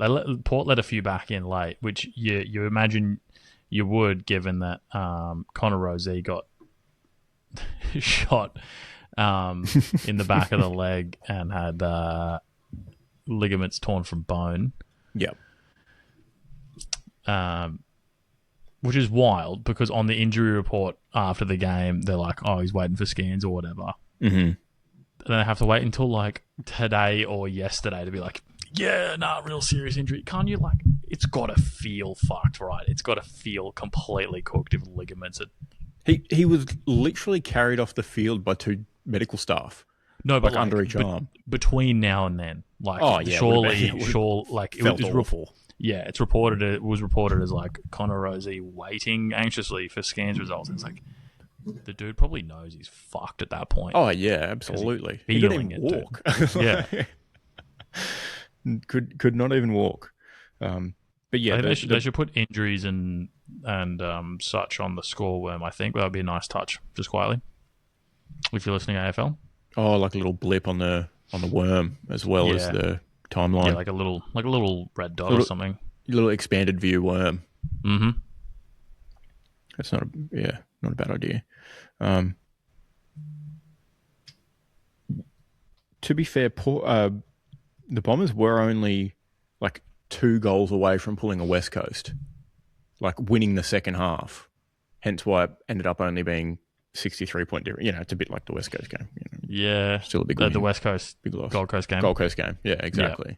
You know, then the media would have been all about, oh yeah, they won the second half. It's like, yeah, but they were very badly behind at half time. As you do, though, don't skip ahead. But sometimes you only need to win one period of a game in order to win the game. True. That's actually a little teaser for the Football In It section. Yeah. Okay, fair enough. Well, unfortunately, the Bombers didn't win any periods of the game. Even the last quarter was 5-3 to 5-2. Yeah, tough look. But yeah, based on how it looked, like it could have, like the vibe of the game was 100-point win. Miles Bergman also finished off the ground with an ankle concern, so that's not great either, because he's not bad. He's pretty handy. And by not bad, I mean pretty rapid. Yep. So yeah, potential problems for Josh Carr coming up. Josh Carr? Yeah. Yeah. I've just tricked the AFL into thinking I'm in Australia while I'm in Australia, so we're all good. Got him. Yeah, I'm looking to see when Rozee left the ground, but they'll never financially recover from this. Yeah. Hold on, the VPN's coming from within the country. All right, and then finishing off the round. Oh, there you go. I've actually skipped to him. 10 minutes left to go in the third quarter. He went off. There you go. Yeah, and it was a failed chase down tackle, and it was failed because his leg pulled up short. Whilst I didn't see it in slow mo previously. I don't think it's almost like a knee hyperextension too. Like the leg is awful. It's not great. Yeah, watch that if you're squeamish. In Perth, West Coast 17-9, 111. North Melbourne 15-4, 94. This game made me grumpy. Yep. In a must-win to show their credentials, the Roos stood up tall and lost. Yep. Same old North Melbourne. Shooting of the week. Really glad I did that. Not. I had. You did that. Yeah. That's the only reason I watched this. I almost didn't because of hamstring awareness. But I had to, obviously, for that reason. Waiting all weekend. I had Souvlaki with Shees, usually enough to satisfy the punters after a big weekend out, but Eagles eat their way through the Roo wrapper to break their fast. Chef kiss. Thanks. It's pretty good, boss man. Yeah. Not bad. Yeah. Bad showing from North. Very bad showing from North. Look, it's a long Jacob flight, did though. Say it is a long flight, but still, Jacob did say at 8:40 p.m., which was reasonably soon after the Harley Reid incident. Mm-hmm. Flag North 30 plus is still on. And I wanted to believe, Lewis working for them and whatnot. Kind of, I have a little soft spot for them now. Yeah. And they've been shit for so long that it's like, just be good. Be a little bit good now. Is that okay? But no, we asked too much of them. They can't even beat West Coast. Pack it in. Season's done. Yeah, pack it up. Start again next year. Play for draft picks, honestly. Yeah. Just tank. They need to start tanking now. Yeah. Because what they haven't done is intentionally tanked yet. They've just been bad. Yeah, but if they just full tank this season, beautiful. Just be really bad and then ask for additional draft concessions. Get in now before Tasmania steals them all. Yes, exactly. Exactly right. If we're done with this game, that'd be a great segue, actually. I have a couple of comments. One, everyone remember that segue. Yes. Everything was looking well, right? And then I saw outside my living room door where there's sort of side stairs that go down to the grass. It's right there. Well, I didn't see it. Teddy heard it coming, and then he was barking out sort of the front window. I was like, what are you looking at out there? That's a weird place to look. They don't usually bark out there at random things. And then he goes to the side, and I look, and there's a fucking kangaroo right next to my house there. I was like, oh, that's a good omen. Roos were up and about. First quarter, obviously. 7 goals. Well, hey. Bounce past. Turns out that kangaroo was on its way from Optus Stadium because it knew what was about to happen. He crossed the entire Nullarbor Plain just to get the fuck out of there. Yeah, correct. Yeah. Correct. First kangaroo I've seen here, by the way. So, yeah. Weird coincidence. It's kind of wild, actually. I suppose the road in front of yours is quite speedy.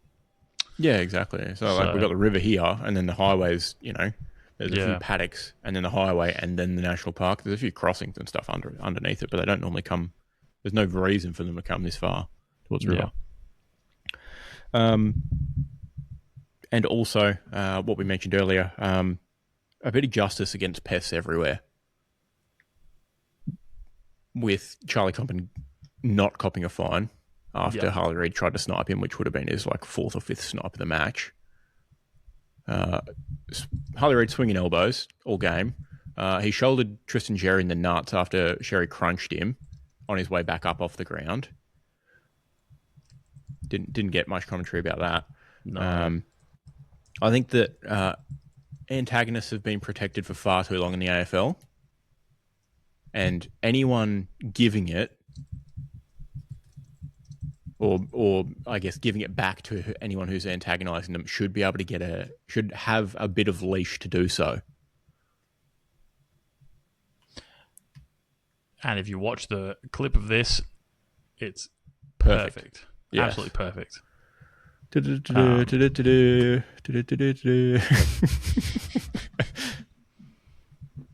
Harley Reid allegedly just running to celebrate with Elliot Yeo, veering off course though into Charlie Comben's forearms. Yeah, like he wanted to shoulder barge him right in the correct belly button. Well, yeah, because he wouldn't have actually reached the center of his rib cage, would he? Correct. Yeah, Comben's a big boy. Yep. Yeah, I think you play with fire, you're going to get burnt. That's it. You play with the bull, you get the horns. Yeah, and I think not fining Comben at all is a big statement from the AFL, given that it was head contact too, in a good way. Big statement in a good way. Yes. Correct. Because, as we know, AFL, you're not meant to really fuck with someone when they don't have the ball. Mm-hmm. That's right. So especially not when after your team's just kicked a goal. Yeah. Don't go up and rub it into defenders after your team's kicked a goal onto the defender. Mm-hmm. Simple as that. It was a good goal. You know, it was a good boundary, but like, it was a good goal. But the fucking Harley didn't kick it. Correct. Exactly. The NHL has enforcers for a reason, because they're the big fish that stamp this sort of shit out. Yep. Because you just send a 6'8" bloke out there on skates who can't play hockey very well, but he will cave your face in. That could be a good role for the Patrick Ross types of the world. Yeah, correct. But for example, in Barry Hall's era, you didn't have this. There's the famous Scott Thompson pushing him over while he was trying to tie his boot, and he put him in a headlock, and then there was two other North players dragging both of them across the ground because it was like trying to pry a baby out of a pit bull's jaws. It wasn't coming out. But also, I feel like, at least you don't see it in, vintage clips now. You don't really have... Well, the Harley Reid thing's the wrong way around, I guess. But you don't really have, like, people picking on the wrong size bracket. Correct. Or, like, the nice guy fighting the prick. Mm-hmm. Like in the case of... I'd probably argue Comben seems like a nice guy, actually. Yeah. But, like, the prick would go after the other team's prick. Mm-hmm. That seems fair. That's fine, yeah. Well, that's what the NHL's like.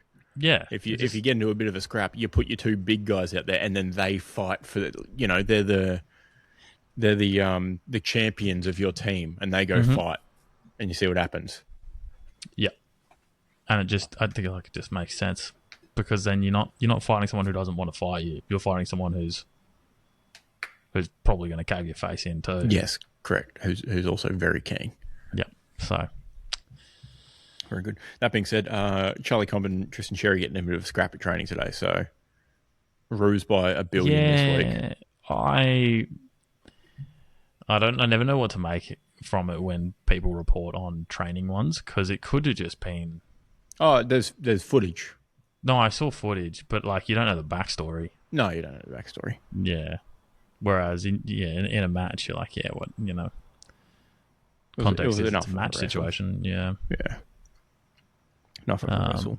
So you've got training scuffle coming up against players only meeting this week in Bombers versus North Melbourne. So take your pick of what's going to be more impactful. Sorry, players only meeting for the Bombers. Yeah. After the last game, they went coaches out, players only. Let's talk about what just happened.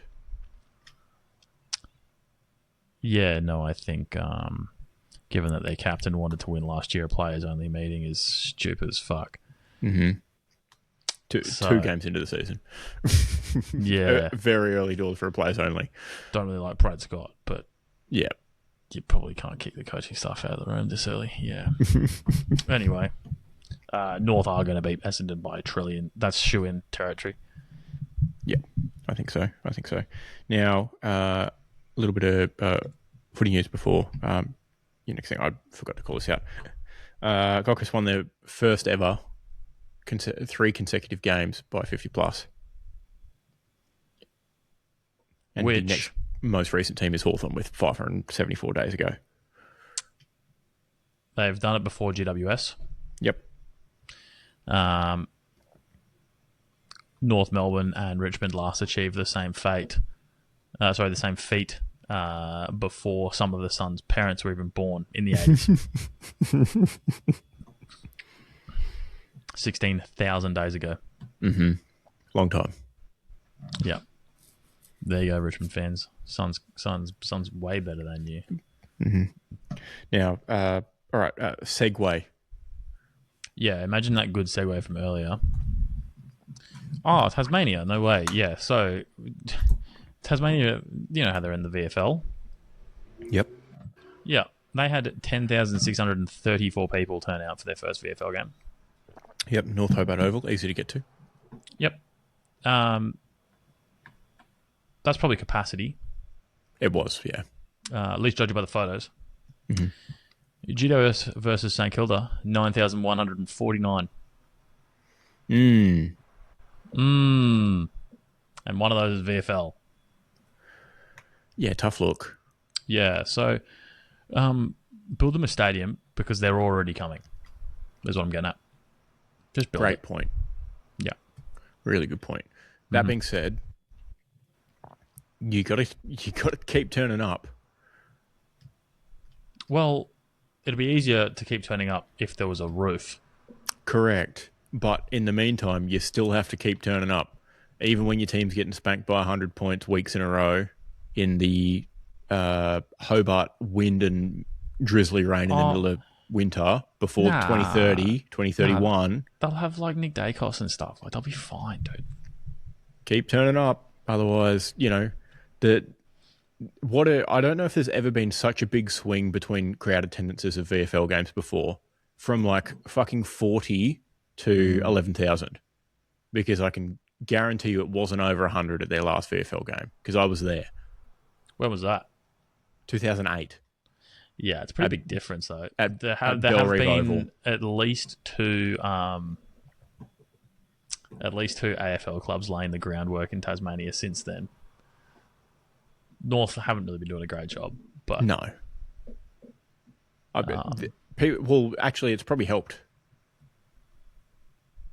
because people down south are desperate for an AFL team that will actually win games. Valid. Yeah. Yeah, the south of the south have really been. Mm-hmm.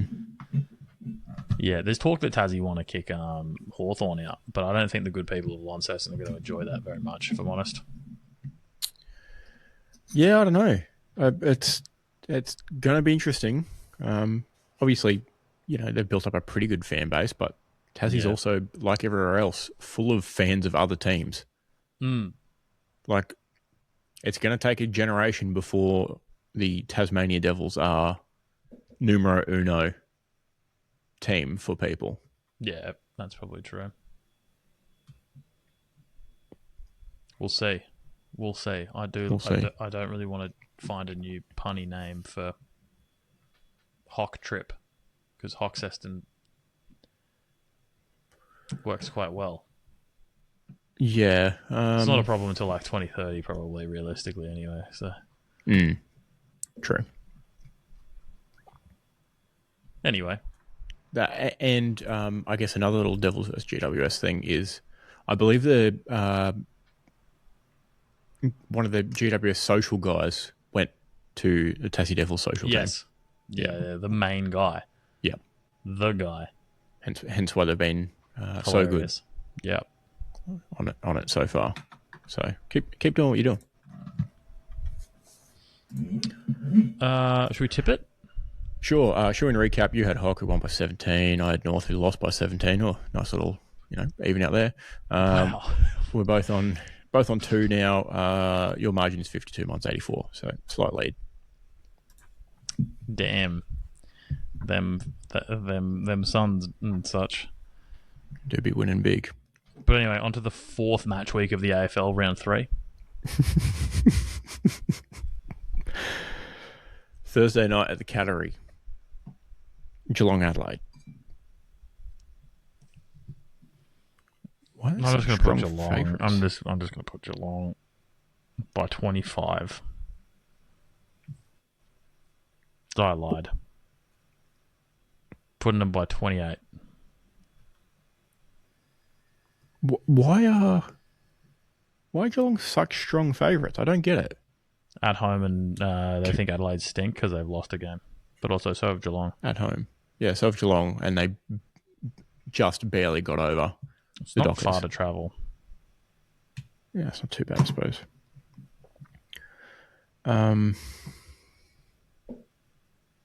Oh, 20. I'm still tipping Geelong, but I don't think it should be that big.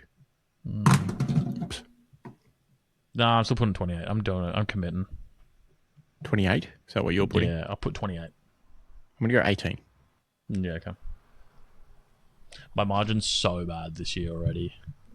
I'm second by margin alone. Stop the count. I'm not getting better than this. Oh, wow. How about this for Isaac for a handicapper here? The line for this game currently 17.5. You've done well. Yeah. You've done very well. I was like, I might just go check it just to see. Yeah. So in fact, scratch what I said at the start, I completely agree with the head-to-head odds, apparently, because I've picked the line perfectly. Which means we're good with picking Geelong. Yes. Okay, cool, perfect. Sweet. Yep. Yeah, I'm all for that narrative. Yep. Yeah. All right. Pies Giants. Under the roof, though. Pies fans are going to hate this one.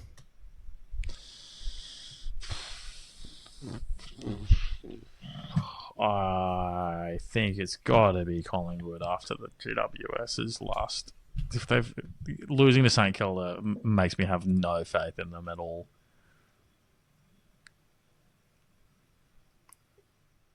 Yeah, correct. And the timekeepers are better at Marvel, though. Now, circle of parity. GWS lost to St Kilda. St Kilda lost to Collingwood. Wow. Easy pick. But which team travels better? Giants or Collingwood? Well, yeah, that's a long way for the Pies to travel, isn't it? Correct. Giants are used to travel. Pretty good road team. Is that still in the same... That's in the free tram zone still, though, isn't it? Yes, correct. I think they're okay. They might be right. They might be okay. And they can tap on with their iPhones now. It was Android only for a while. I think they've just brought out iPhone tapping. Oh, perfect. Yeah. iPhone users spruiking about that, or? iPhone users starting to spruik about that, and they can use their phones to tap on trams? Well, yeah, because I couldn't last time I was there. I was like, yeah, been there, done that. What do you mean, been there, done that? Well, once again, Android's bringing out a feature years ahead. No. What you don't understand at all is it was not the fault of the phone, because you obviously tap on things all the time. Yeah. I genuinely think it was the fault of what do they use? What's their company? I've got no idea. Probably some stupid name. PT Victoria or whatever. Yep. For either just not setting it up properly or not wanting to have to pay to put on the Apple App Store, whereas the Google Play Store is a complete free-for-all. Wild West, yeah. Yeah. It was the second, like that option. It was definitely the cost. Yeah. Yeah, it was probably the cost. The technology's there. Yeah. But like here, I just open my Apple Pay card. Yeah. Then I just zoink it. And they've done a check to make sure I had money on my card. They always do it, and then they don't charge me for the train. All right. Yep. So, who's the real winner? Probably Queensland in their 50-cent fares still. Facts. Yeah. Keep it up. Yep. Back to back under the lid into Saturday afternoon, St Kilda hosting Brisbane. On form alone, you'd have to go St Kilda. Yuck. Stop it. Are you going Lions? You have to. I'm going St Kilda for the culture, and this is where my second place falls apart or becomes first in one fell swoop. Yeah.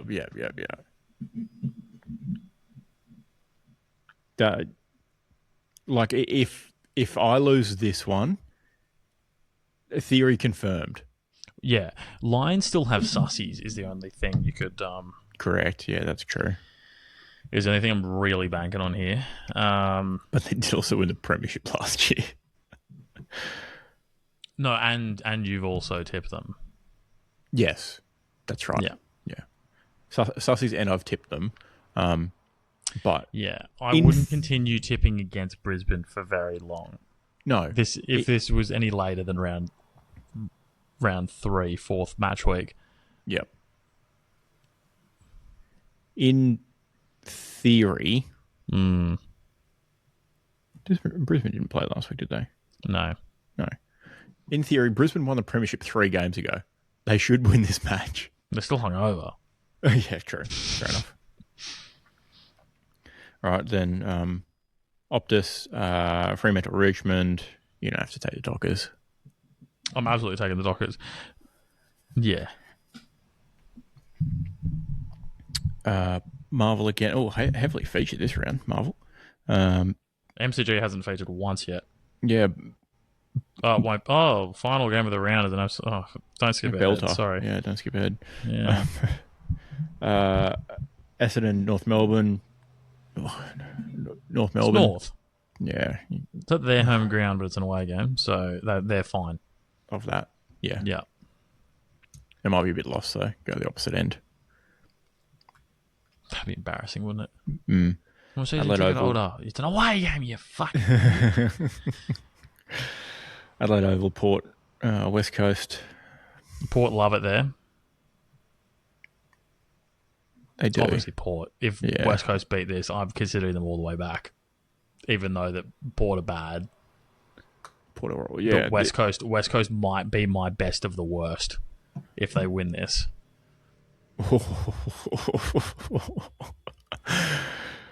That's a big call. But technically not incorrect. I do think Kangaroos probably should have done better. Yeah. Given that they absolutely had the foot to the ground in the first quarter. Yeah. So either they stink a little bit or West Coast grew up and had a bit of a thing going. One of those two things happened. Both of them point towards West Coast probably being better. Yeah, okay. And Port are going to be one of my worst already. Just quietly, don't skip ahead for 2 weeks' time or whatever. Yes. So, if West Coast beat them. Yeah, okay. Fair enough. I see you thinking. Shout at the AFL for putting Port Adelaide in the worst matchup for the week in the second last slot of the round 2 weeks in a row. Love that. I don't know what's more who cares game of the week. This one, like, this is right off Sunday. I thought last week was bad. They have actually kind of thrown the best 2 games on Thursday and Friday night. Yes. Like last week. Yes. This is St Kilda Brisbane is the only wild card, and the St Kilda game last week was also the only wild card. Yeah. Because St Kilda are playing for wild card spots. Good point. Go. But yeah, Carlton, Melbourne. Oh, Christ. Tightest odds of the round. I honestly don't know. I think it's Melbourne. I don't think Carlton are showing up. Based on vibes alone, Melbourne have had the vibes. They turn up and Van Rooyen will kick 7.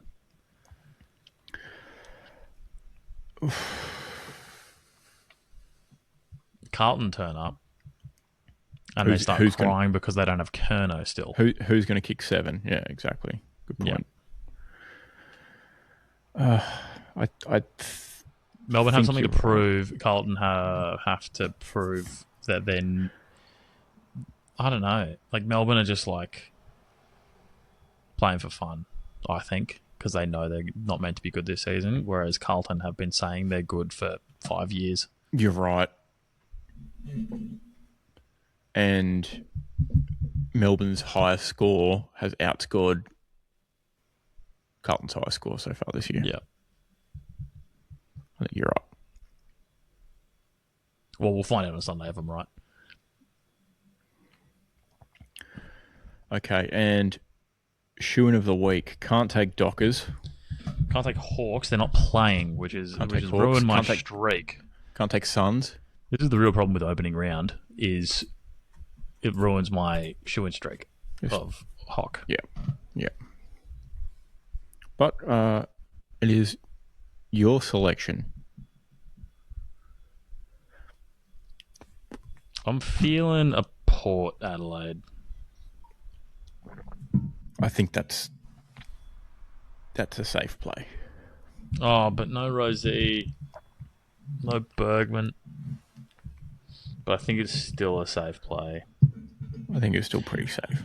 I almost put St Kilda for the culture, but I don't want to add to any sort of curse. I want to limit the variable. Yeah, me too. Scientific method. Smart decision is probably the lines, but I don't think I can. Because I think based on the science, yeah. Yeah, for the science. Yeah. You locking in Port? Yeah, sorry, I will take Port. My only other one I was tossing up was Kangas, to be honest, because Essendon are bad. Well, two peas in a pod. I can't type. I'll just leave it at Port. Couldn't type Adelaide from this far away. Two peas in a pod.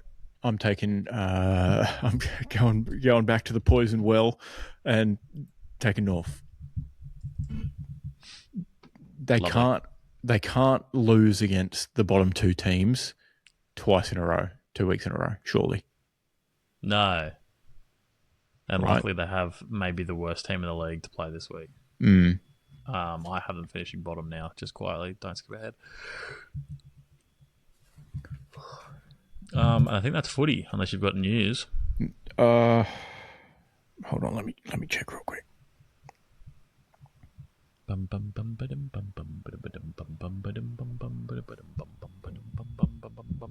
think we've covered everything. Oh, Toby Green failed his New Year's resolution. Got another fine, so that's what it is. Just still edging out Zach Butters, but a significant difference in games played. Like 120 more games. So Zach Butters, all-time record. All-time GOAT. Yeah, he's gonna have that one stitched up quite easily by the time he's done. Not if he comes to Hawthorn, will fucking screw his head on straight. Yeah, no, that's it. Nice. Well, here's a little sidestep into football, innit? So yeah, there's there was a minor competition on the Carabao Cup, so the League Cup. Don't watch it. Don't watch the highlights. I watched a 12-minute highlight cut, which is free and available on YouTube. And the first 3 minutes were an extended intro of the teams walking out. And everything till about the hour mark of the game. So in the first 3 minutes. The first 3 minutes of 11. Yeah. And I think only about a minute and a half, 2 minutes at the end was celebration. Wow. So don't watch the full game and just watch the regular highlights cut, not the extended, because it was bad. For all those who don't want to go watch it, and listening to me, it was Arsenal versus Manchester City. Right? I would argue it was actually Guardiola versus Arteta, because Pep turned up with a plan and absolutely fucking dunked on Arteta. Basically said, don't press them. If we set up with 4 off the ball blocking their midfield as like a front 4, they are not good enough to play through us. And they weren't good enough to play through them. Their centre-backs aren't overly good at cutting the lines with a dribble or a pass. Declan Rice doesn't like receiving the ball and turning. So basically, yeah, he just outmanaged the game, did Pep. And then after half time, said to the boys, at half time, said to the boys, after we go out here, so what we're going to do is we're just going to fucking press them really hard for 20 minutes, score 2 goals, and then after you've got the game in the bag with 2 goals, just simmer down for the rest of the game. And they sat in that block again. Absolute chess match. Like horrible viewing. Horrible viewing. Yeah. But it's cup final shit, right? You let the first goal in, it's probably like it's a bit painful. Yep. So, knife's edge kind of stuff. I think that wasn't the only thing that lost Arsenal the game. That more so won City the game. What lost Arsenal the game was playing the worst goalkeeper, the keeper with the worst. I haven't googled it. I'm assuming it is the worst, the worst record in Carabao Cup finals. Yeah, you can't be doing Arrizabalaga, who didn't necessarily make any errors in this game or any of the previous cup finals that he played in against Liverpool. But he lost all of them. Just stop it. So he used to be at Chelsea, and one of my favourite cup finals of all time was when the penalties got to keepers taking penalties on each other, which is just when you've been awake so long at 3 a.m. for 4 hours at that point. Yeah, the sun's up at that point. Yeah. Kelleher, my little Irish goat, absolutely nails his penalty, calm as you like, and then either saved or Kepa just completely missed his pen. Embarrassing, isn't it? In this game, he let 2 goals in, and it's not his fault necessarily, but he let 2 goals in. You have to be aware of these things, I think. Like, you can't... There's a bit of hoodoo. Yeah, exactly. You can't be rolling out a keeper who's got, quite possibly the worst record in finals. Yeah, facts. Oh. He wasn't the goalkeeper in the other Carabao Cup final against Liverpool. So that's 2 Carabao Cup finals, though, that he's played, at least. Yep. Where he's lost. So that's sad. But no, Arteta lost in the game. Pep won them the game. Okay. Yeah, Pep won them the game. Arsenal had 1 good chance early in the highlights, and then that was it. City had 20 minutes of using their wingers to do winger things. Drive in, or both of their goals were drive, touch line, byline, whatever, goal line. Chip it. Back post. Higher than the keeper. One of them, Kepa got hands to him, probably actually was his fault. The defender was ball side, but then the City player just reacted faster, which is hilarious, dude. Just be awake if you're a defender 1 meter out from goal, just quietly. But that's it. And it was just, I wouldn't have covered it if it wasn't Kepa, if I'm honest, because it was just comedy. He can't keep getting away with it. You can't keep getting away with it. He can't get another starting goal, surely. No, in a cup final. And supposedly David Raya, who is one of the best goalkeepers around, just has a few knocks and niggles. No official injury, and I get playing your number 2 keeper.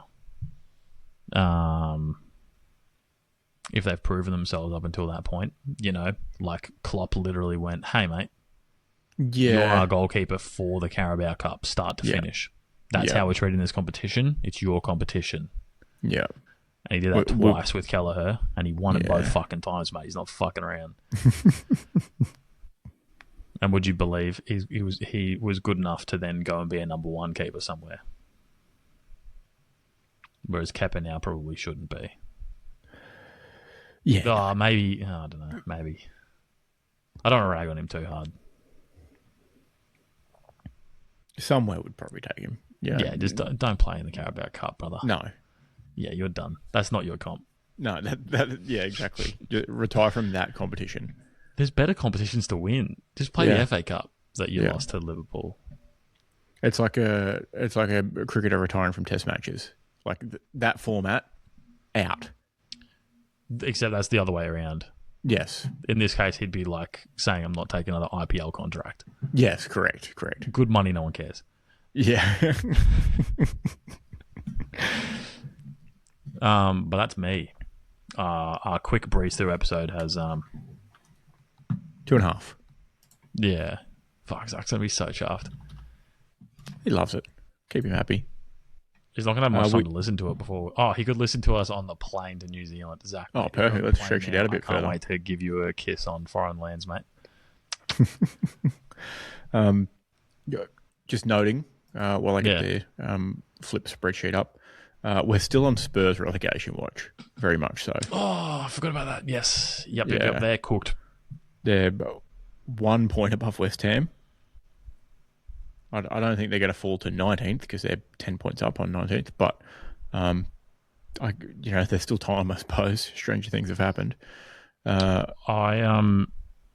had this penciled in because I was so jazzed about the Forest Tottenham game, and then I forgot about it. So thank you. Yep. And there's they're 16, 17, so there's still only 2 points between them. This is Big Ange's revenge. I actually tipped Forest, by the way, just quietly, because I'm the GOAT. Okay, fair enough. Yeah. Big Ange's revenge. So Montezuma's revenge. This is the curse for both teams.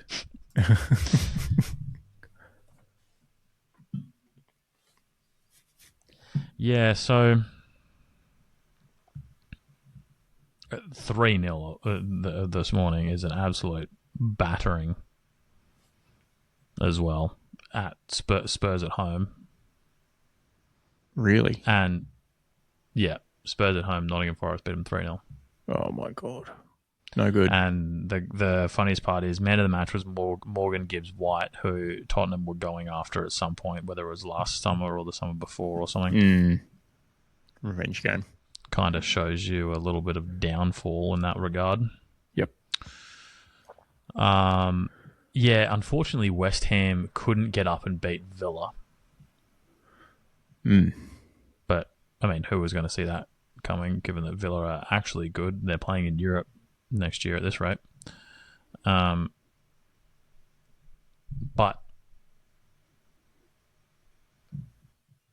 I would still have my money on one of the two going down. West Ham have got Wolves this week. And by this week, I mean this next coming game week, which isn't until mid-April. Oh, yeah. Won't even bother then. Won't even bother looking yet. Don't tip yet. The internationals are getting up. I mean, that being said, I don't think any of us have had that great a run tipping EPL recently in recent weeks. Dog shit. Yeah. You did one better than me this week. I got two. I think I've got two like three weeks in a row. It's one of those seasons, hey? Yeah. It's been absolutely shocking. I get the notification from ESPN and they say, "Hey, mate. Better luck next time." Yeah, they hit you with you didn't do too well. They get all sassy in their the fucking most condescending fucking email titles I've ever seen. Yeah. Let me see what the AFL one was. And I'm like, bro, I don't need that in my life because my team lost this week too to fucking Brighton. Like, you don't need to remind me that I can't pick football games right now. But I picked 3 games, yeah. One of those being Forest, which was my ballsy call of the week. Yeah. Given that it was Forest away. So, wild. But yeah, I was just looking ahead, at games for both West Ham and Tottenham. And the next couple of games actually look hard for Tottenham and easier for West Ham. So, Very they interesting. do both have to play Wolves, though. So, automatic. At Molyneux, though. Oh. I don't know what that means anymore. Back in the day, that was, that was 1-0. A shoe-in. Yeah. Like, that was shoe-in 1-0. Yeah. Like, every day of the week, under 1.5 goals. Definitely.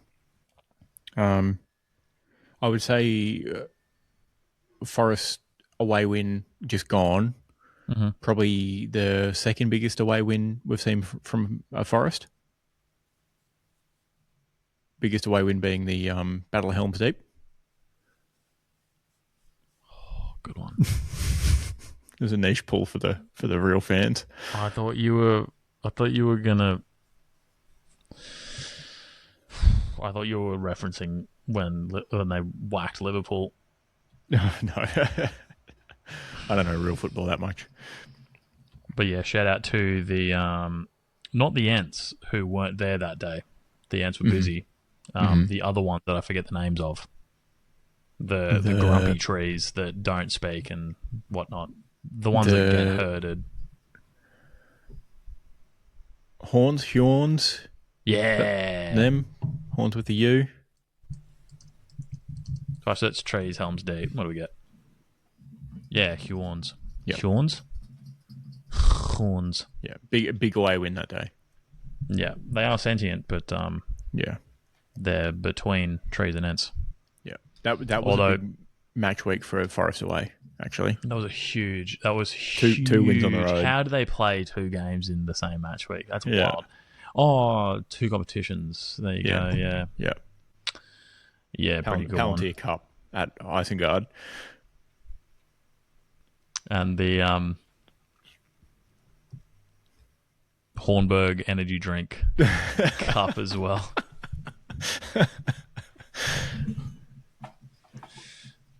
Yeah, nice one. All right, cool. Well, should we flip a coinage so I can go to bed? So we've got one more work day this week, but I want to make it a positive, nice, strong finish, Yeah, fair enough. All right, my flip. Waiting. Here we go. Tails? I hated how slowly that coin flipped in front of me too. It was like laggy. Yeah, it was laggy for me too. Also, I think it's because you didn't say it with conviction. I think. No, I know. You questioned if it was going to be tails. It was a question mark. You didn't tell it to be tails. Yeah, well, guess what? I've just fucking ruined our best streak that we've had in like 6 weeks or something. So, was that the 3-game streak? Yeah. You know what they say? Sucks to suck. Yeah, better luck next week, champ. Yeah.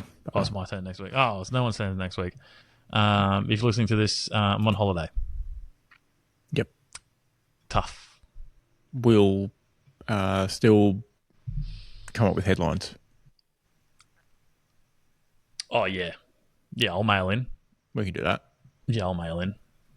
I don't know if I'll be able to video them. I could try. You just do it with your phone. Yeah, but I don't know. I'll be busy, mate. Hobbits, innit? Just, yeah. Fair enough. Yeah. But yes, I'm going off to New Zealand. See you when you're back. Yeah, cheerio. Goodbye. Bye.